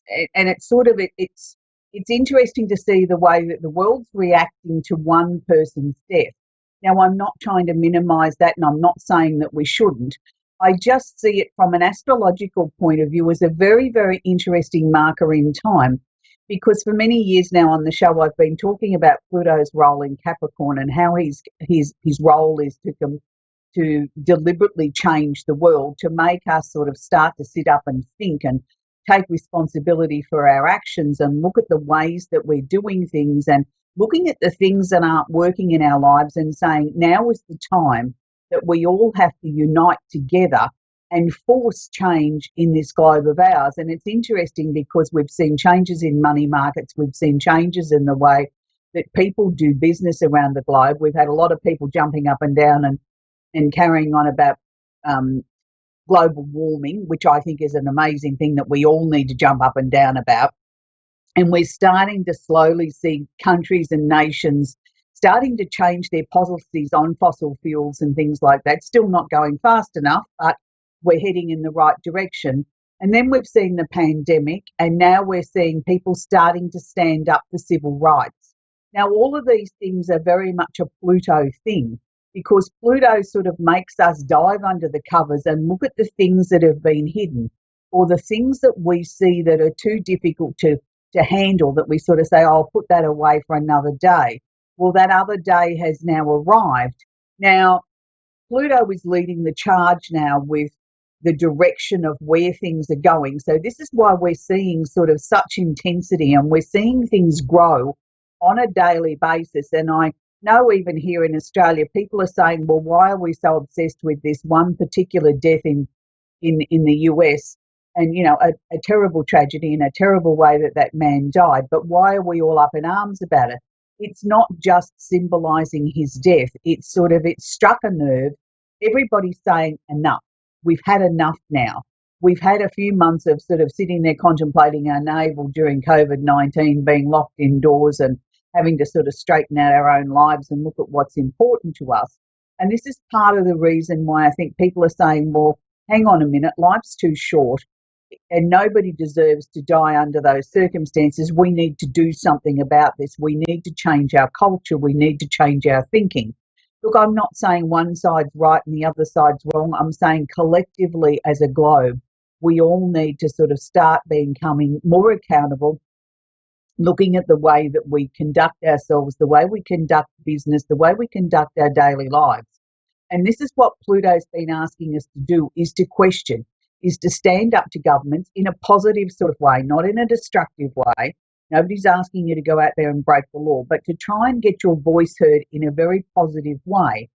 And it will be that, politicians do react to the public. They want to be popular. They want to get re-elected. So, this is why if you use your voice in a positive way and do it in a constructive way by voting in your local elections and things like that, that your voice, your one vote or your one voice does matter and it does count. So we've got Pluto conjunct or holding hands Jupiter in Capricorn at the moment. So it's asking the world to transform together as one. It's not asking us to individually sort of have an argument with each other. It's asking us all to unite and conduct ourselves in a way that we can get real change happening. Now, the interesting thing, as Pluto and Jupiter come to the end of their reign in Capricorn, and Jupiter will move out of Capricorn before Pluto, they're both conjunct or holding hands Saturn in Aquarius. Now, Saturn in Aquarius is the disciplinarian planet. He's also asking us to think outside the square. Let's find new solutions. Let's sort of have some light bulb moments. Let's have some discussions. Let's look at things differently. Things cannot go on the way that they were. And he's also asking us to sort of have a voice in a different way. And that doesn't mean stand up and be aggressive. It just means make your voice matter. And I feel that that's really, really important. And I think a lot of people have just got lost in the way of how that they can use their voice. And there's many different ways you can use your voice. You can send an email to your local member of parliament. You can make sure that you vote. You can make sure that, you sort of are well informed before you open your mouth and start talking about things that you know nothing about. And try and be kind to each other. I think that's the first step, is always be kind to your fellow man. We also have the planet Mars, which is the planet of action, the planet of war, the planet that motivates us to get out of bed of a morning. He's holding hands or conjunct Neptune. Now, Neptune's the planet of illusion or delusion. Now, they're both sitting in Pisces. Now, with Neptune, I don't always look at Neptune as being delusionary. I look at Neptune as showing us different ways of solving a problem.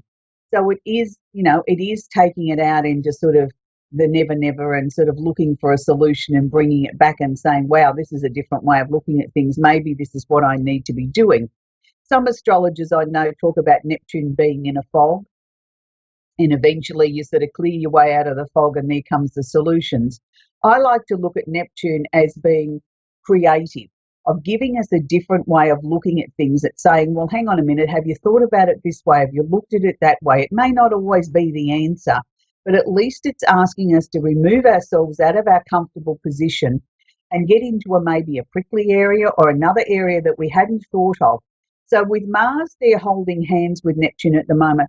He's asking us to find answers to life's decisions and life's prickly areas in a different sort of way. It's not asking us to be aggressive or angry or to be destructive. Mars doesn't, when we talk about war or going to war or being in a combative energy, it doesn't mean we have to be aggressive as in destructive. We can be affirmative, we can be definite, we can be positive, we can sort of be firm on our decisions and our choices and make our voices heard that way. So that's where I'm going to leave the astrology this week. I mean, of course, COVID hasn't sort of been eradicated from the world yet. I wish we could say it had. I'm looking forward to the day when we don't have any more cases of COVID in the world. I still think that's a little way off, unfortunately. And I'm the forever optimist, thinking that things will improve quickly. And I still believe that we haven't yet got to the bottom of the answers of how COVID came about and why COVID came into the world. I mean, I think it's about one of the areas of making us change as a globe. But I also feel that there's more information yet to come out about that. Okay, so this week's candle that I've chosen, and I've chosen this deliberately. I've chosen the candle of love because I feel that love is what makes the world go round, and love is the energy that I think we need to try and heal the planet at the moment. We've got to try and heal everybody's raw emotions. We've got to try and be kind to each other. We've got to try and bring more loving energy into the world. And I think that's really, really important because if we bring love into the world, we bring positivity into the world. We bring hope. We bring newness. We bring freshness. We bring this renewed enthusiasm of maybe the world's going to be a better place. Love isn't always about romance and falling in love. It has a much broader appeal than that. Love is something that makes the world go round by a positive, loving, caring sort of energy, and that's what I think we need to be doing. We all need to be taking some responsibility for that. So this week, the gift pack that I've made up is yes, staying along the same theme of the love candle, but I will continue to share with us my angel in the sky, and you can see those burning at the back of the set there. That's the candles that I'm burning collectively for all the darling angels that we've lost through COVID-19. And, I mean, there's been other people that have lost lives for other reasons, but I'm particularly burning it for the COVID patients because I think we're not giving enough focus to how many people have passed away around this world during this pandemic, and also the candle of healing. I really do think the planet needs to heal on every sort of level.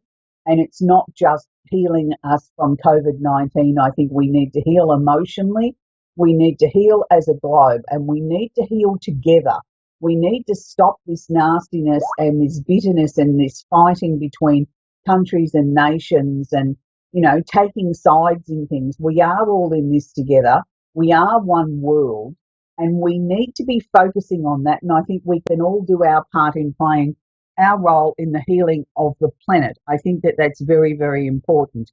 And I know that for many of you, you have, your very definite opinions on what you think the world should be doing at the moment. And a lot of people are still quite frightened, are still quite rattled that they don't have enough work coming in or enough money to pay their bills and are very uncertain about their futures. My suggested course of action would be take 1 hour at a time. Don't try and sort of absorb everything in one go. If you try and take hour by hour and try and make the next hour count and try and remain positive and sort of focus on little pieces, little steps, you will find it easier and you will find solutions and you will find that eventually we do get where we need to go. And sometimes we have to be forced into change that we wouldn't have necessarily taken, but it's part of our own personal destiny or our own personal journey here on earth that these things are forced upon us to make us change. So having said that, we're going to talk with Jackie in Colorado Springs in Colorado. Are you there, Jackie? Yes, I'm here. How are you today? Please? I'm very well, thank you, Jackie. Do you have a question I can work with, sweetie? I'm sorry? You have a question I can answer for you? Yes, I'm actually have a question regarding my citizenship. I just applied for my citizenship 2 years ago, and it's still in the process. I'm just wondering what's going on, and also I've misplaced a very important item. If I just can get anything on that. Those are my two things. How are you? I'm good. Okay. Look, the first thing I'm picking up around you is that there is changes coming, even though they might have been slow and long-winded and might have taken longer than you would have liked them to. There is change coming. But I question whether or not you've changed in yourself in this last couple of years, that, whether or not your priorities have changed. And maybe had you got everything you wanted a couple of years ago, it may not have been right, because I feel your direction in life has changed. you think that's a fair statement? Yeah, that kind of, yeah. I think a lot have changed. I have two kids, you know, I'm just like trying to juggle that. So I think I'm coming a little bit into myself and finding a little bit of calmness going on, I think, within me. Well, that's good. Well, that's good if you're finding some calmness in this madness at the moment in the world, Jackie. You're one of the rare people I've spoken to recently that can say to me that they're finding some calmness. That's good. But I also sort of feel that there's a change of job or something coming up for you by about August or September. So is that something that you were thinking about or looking towards?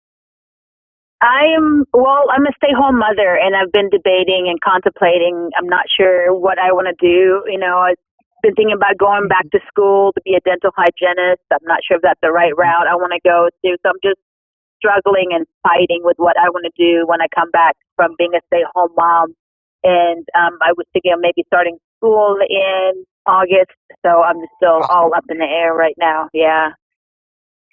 Well, let's be very clear. The most important job that we can do on the planet as women is mums, is being a mum, you know, and I don't think there's anything wrong with being a stay-home mum. I think if you've had the luxury and the opportunity to do that, grab it with both hands and keep your children close and enjoy every second with them, because they do grow so quickly, and before you blink they're often off to college and leaving home, and you know those precious memories are no longer, you know, the opportunity for you to make.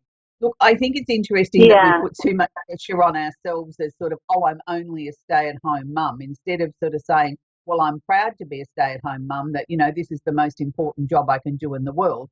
But having said that, I do appreciate and that, you know, you are a human being and you have needs, and, you know, you want to feel like you're making some sort of personal progress for yourself and not just bring extra money into the coffers as well. But, you know, you need to do something for you as a person. And I appreciate and understand all that. That must be why they showed me August as being sort of like a turning point for you with going back to work. But see, going back into some sort of study, getting you ready to go back to work would be the same thing to me. So it's like around August is a turning point. Don't put too much pressure on yourself. I mean, you know, there'll be a lot of things that'll come and go out of your mind over the next month or so. Just let them come. It's like the tide coming in, the tide going out. Don't get upset by it. If there's things there that are uncomfortable, look at it, understand it, and then let it go. It's a time of great clearing happening in your life at the moment. I'm also going to say, who's the man, and I'm not talking about a love interest here, who's the man with the very, very dark hair that was tall, that was somehow or another important to you in high school? Now, I'm not sure, I'm not talking about a boyfriend. I think there was a male in your life then, whether it was a teacher or something like that. There's news of that person, and I don't think you've thought about them in a long time, but when you do, you think, oh, yeah, look, he was such an important role model in my life at, you know, when I was 16. Oh, that's nice to hear that, you know, something wonderful's happened.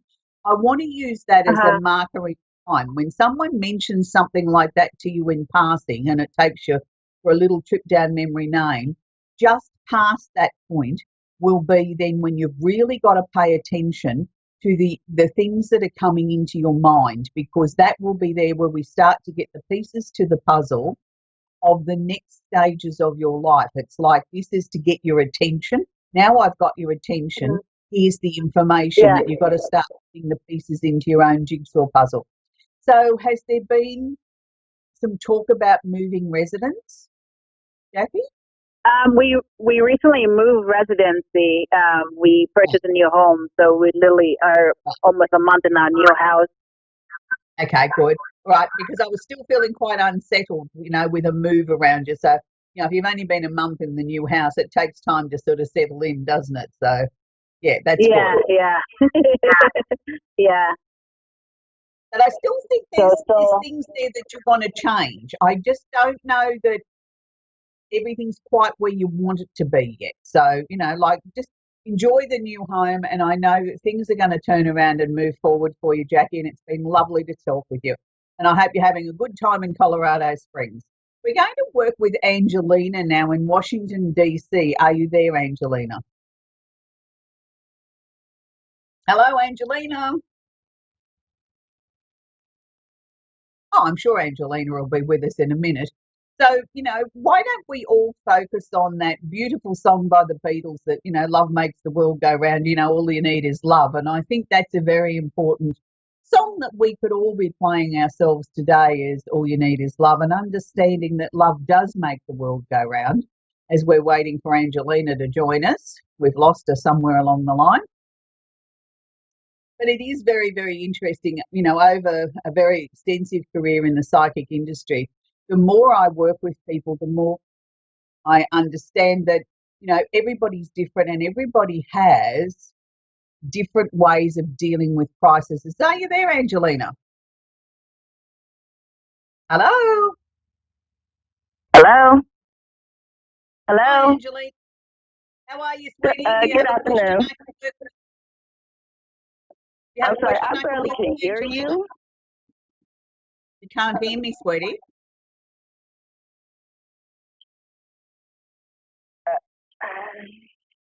A little bit. You gotta also forgive me. I'm also doing grocery shopping too. Oh, okay. Do you have a question I can work with, please, Angelina? I'm sorry, but yes, my first name is Angelina. Right. And do you have a question you'd like me to answer for you, sweetie? The first thing I would like to know about is finances and good work, stable work. Okay. Let me tune into that because for you, I'm looking Angelina. to buy a car as well as get my own place. Okay. Well, they're all important areas of your life, Angelina, that you want to get sort of sorted out. I can understand that. The first thing that they're showing me is that there's still a tiny little bit of waiting time, Angelina, before you get what I consider to be permanent, regular sort of work, something that you can rely on. They're showing me that that won't come in until about August. I'm not saying that there won't be work prior to August. I'm just saying by August, it seems to be when you can sort of breathe a sigh of relief. I've got something that's consistent. It's every week. I know exactly what I'm going to bring in. I can start to sort of make some longer range plans for where I'm going and what I'm doing. So that seems to be, you've still got about 6 or 7 weeks to wait for that. But in that period of time, I think there will be a reasonable amount of what I call casual or unstable sort of work, but there's enough money coming in for you to start sort of putting some money away to sort of get a car and to sort of get your own place and to get your life back on track.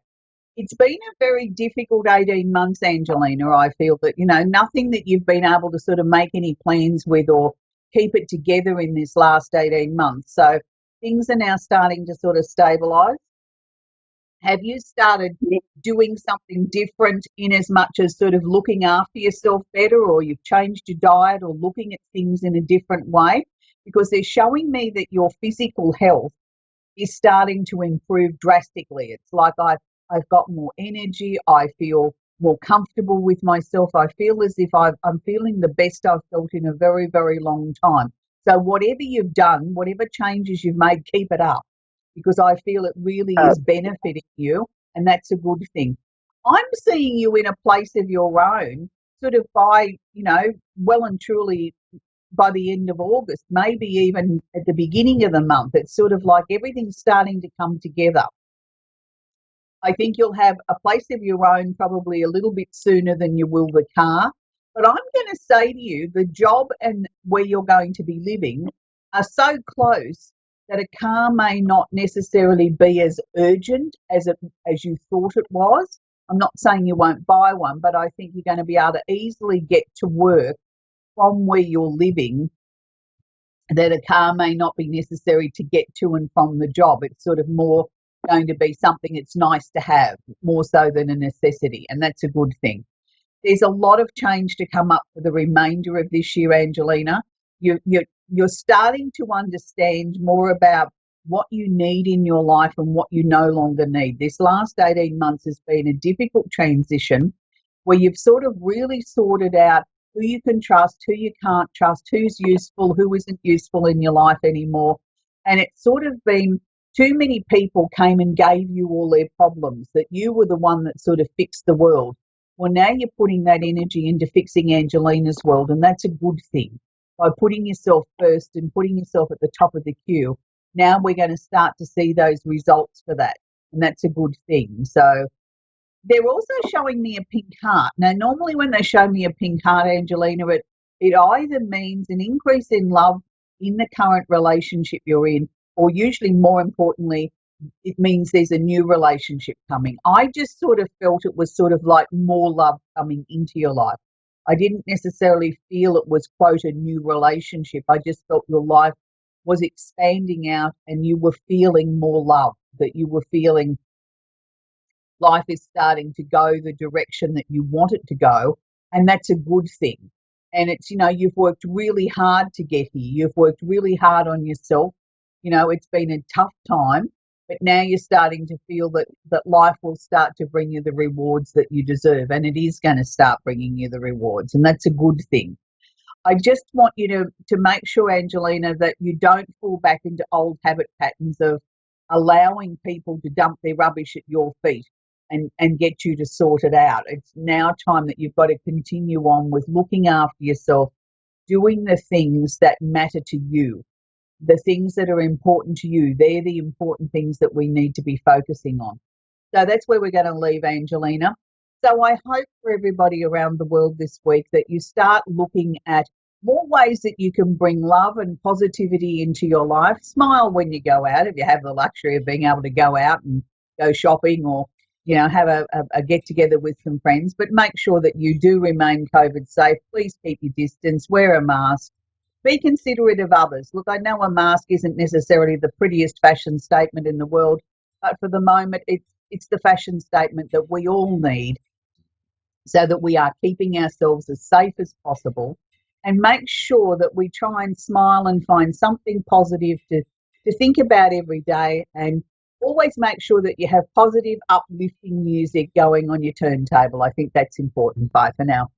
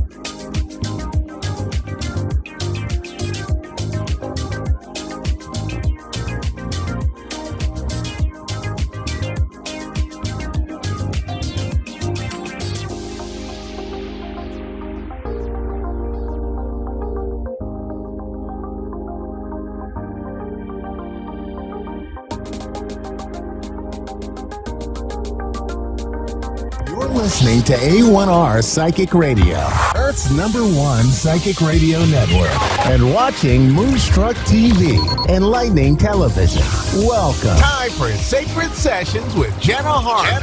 Live from JennaRoseHarmon.wixsite.com/Jenna Harmon Psychic Me. Connect direct. In North America, dial 888-454-2751. In London, 20-3519-2158. In Sydney, dial 02-8488-3147. Or online, contact us through our Facebook page, facebook.com/psychic radio. Or one of our websites, askoneradio.com or moonstruck.tv. This is Sacred Session on A1R, the Ask One Radio Network. Hello and welcome back to Sacred Sessions with Jenna Harmon, Psychic Medium. I'm Jenna Harmon. Good evening to my American followers. I know that it's Tuesday over there for you. I hope you've had a splendid day. Over here in Sydney, Australia, it's actually Wednesday morning, so we're just about to start a great day. And I hope that you're well where you're at. I hope this week really brings you some beautiful opportunities, some lovely connections as we start to get back out living life as semi-normal again. And I hope that you're all feeling capable, happy, and humble. I don't want to really get too much into me this week, and I'd really like to kind of jump in and see what the universe has to offer the beautiful call that called through today. So I'm not going to talk too much today, but what I would like to say is what I'd love you to do for next week, if possible, would be to really feed your soul, really do some positive things for yourself. Try and eat as best as possible. Try and sleep as best as possible. And definitely keep up the hydration. I know that that sounds really kind of not so interesting, but realistically, if we can start ourselves off in the best possible way every day, then we're really helping our stress levels. We're really helping ourselves be able to cope with our busy schedules. And realistically, it's starting us off in the best possible footing for the day. And with that, we are then capable to go and make that positive change that we need to be a lot more mind, body, and spirit connected, and also give the best that we have to give. And it's definitely something I try and do. I have a very big family here. So for me, sleep is definitely something I need. I have 5 children, and we have a busy house, and I find if I can at least start my day off with as much sleep as possible and hydrating myself and just trying to love myself as gently as possible, it is always the best scenario for me, and it's always the better way to start my day. And of course, then all the spiritual stuff and the universe and stuff will come on through, but I find that I'm a better vessel to be able to cope with what life throws at me.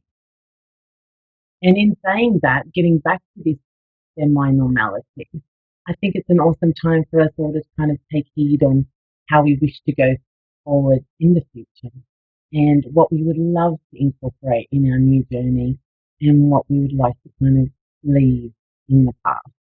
So I feel like it's a really great time for manifestation.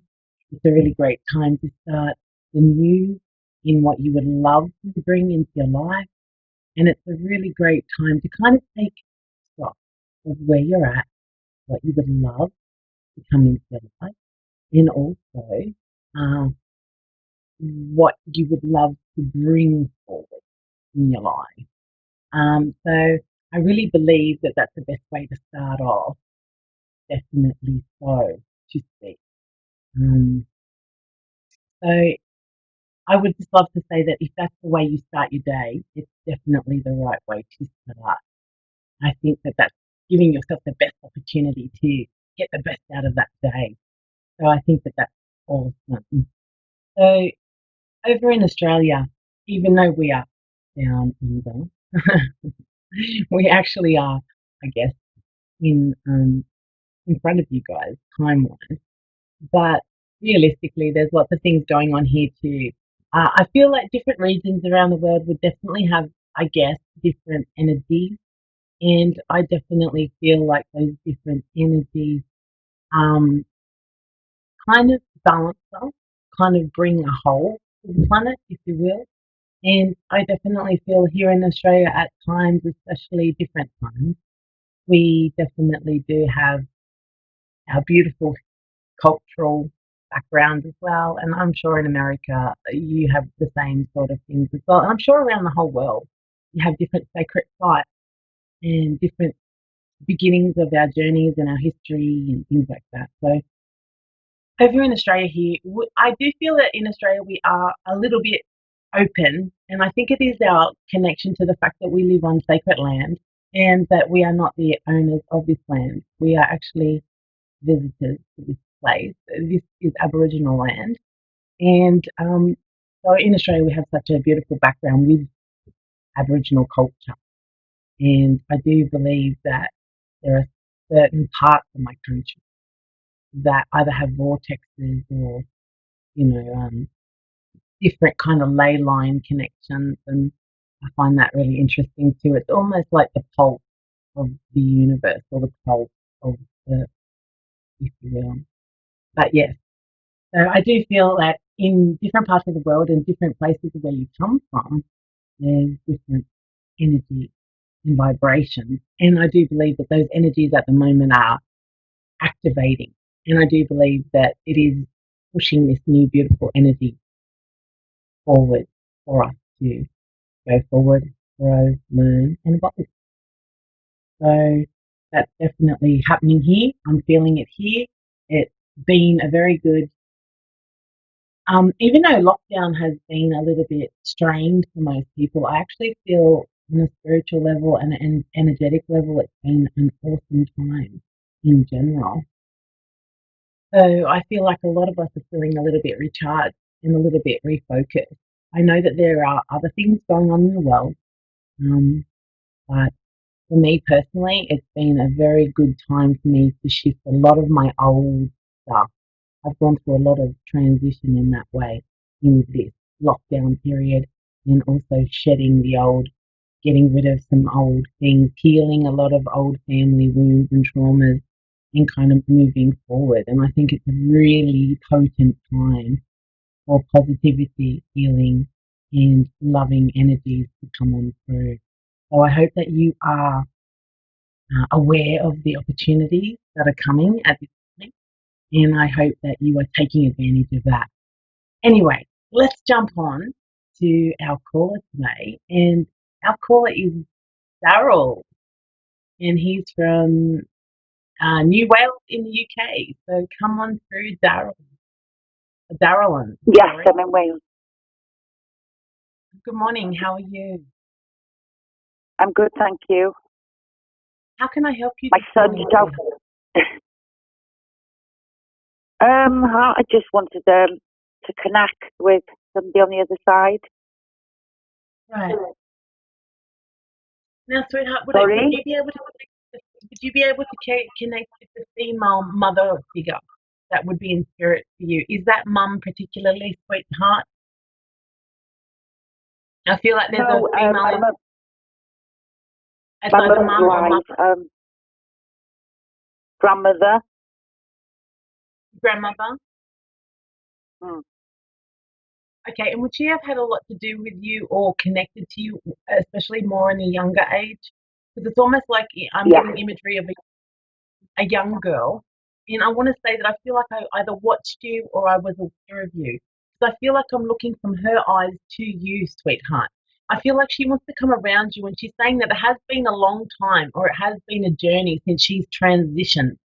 So it makes me feel like she has been in the spirit world quite a while. But she's talking about that around you. And I don't know if in the time that she has passed, you have sold a home, moved a home. It's almost like I wanted to move you from one area to the next, or that there was movement around you in general. But I did focus on a house, to be quite honest. I feel like she comes through and mentions the letter F. F. And I feel like she also wants to come through and mention that she's aware of what has happened to the family tree since she has passed. So whether there have been people that I maybe not communicating anymore with each other, or that there has been a falling out, I feel like she's aware of how things have changed, and she wants to let you know that. I also feel like there's a little girl, or there's been a female baby born to your family tree since she has passed. She also wants to let you know that things are fine. Please don't worry. I want to give you the message to please look after your chest area. I don't know if you live in a place that's quite cool, cold, or can be quite damp in that winter or cold time, but I feel like I want to ask you to just be very aware of your chest area, and to be aware of your chest health. She comes through and she wants to say to you, it's almost like she brings an offering. It's almost like she wants to give me baked goods or cooked goods. So it makes me feel like she was either the cook, she was in the kitchen a lot, she was always around. I also want to say to you that I get the letter R, R for rosemary, um, any way you want to put it. I get the letter R. And I also want to say to you, sweetheart, do you still have the doilies? Do you still have the handkerchief? I feel like I'm seeing the old-fashioned hanky or the old-fashioned doily, and it's got the crochet around the outside, or it's quite pretty. So it makes me feel like she either used those, or that she's saying that maybe you've inherited them, or something to do with you using them, or that she used them. I feel like I want to clean up with her. So it makes me feel like she was very precise and everything had a place. And that everything was put where it was meant to go. I feel like she was quite a big influence on the family. She wants you to know that everything's fine. She also wants you to know to look for the star. I don't know if you stargaze or you look at the night sky, but the symbology she gives me is a star for you, sweetheart. She's going to let you know she's around with the stars. I just want you to know that she's always with you, sending you love, and she's giving you a big hug, as always, sweetheart. And I'm going to leave it there for today. I'm sorry. But I really, really, really hope that resonates with you. Your grandma is around you a lot, and she actually comes with a smell, my love. So you will know when she is around. Sending you lots of love. You are completely fine and well. And she just wants to send big kisses to the whole family. I hope that brought you a little bit of comfort today, Darylyn. I hope that you have a great day where you're at. I'll be going to bed in a bit. Thank you. Sorry? Oh, you are quite welcome. I said it's bedtime here. Well, nearly. Well, sweet dreams, darling. Sweet dreams from your grandma. She'll be with you, honey. Look out for the stars and the smells, darling. Anyway, thank you for joining me today with Jenna Harmon's Sacred Sessions with Jenna Harmon. There was another one. It seems to fly by really well and really fast. Anyway, be well where you are. Love yourself as much as possible. And pump out that positivity, darling. And that's what we're here for, to help each other out. Have a great day.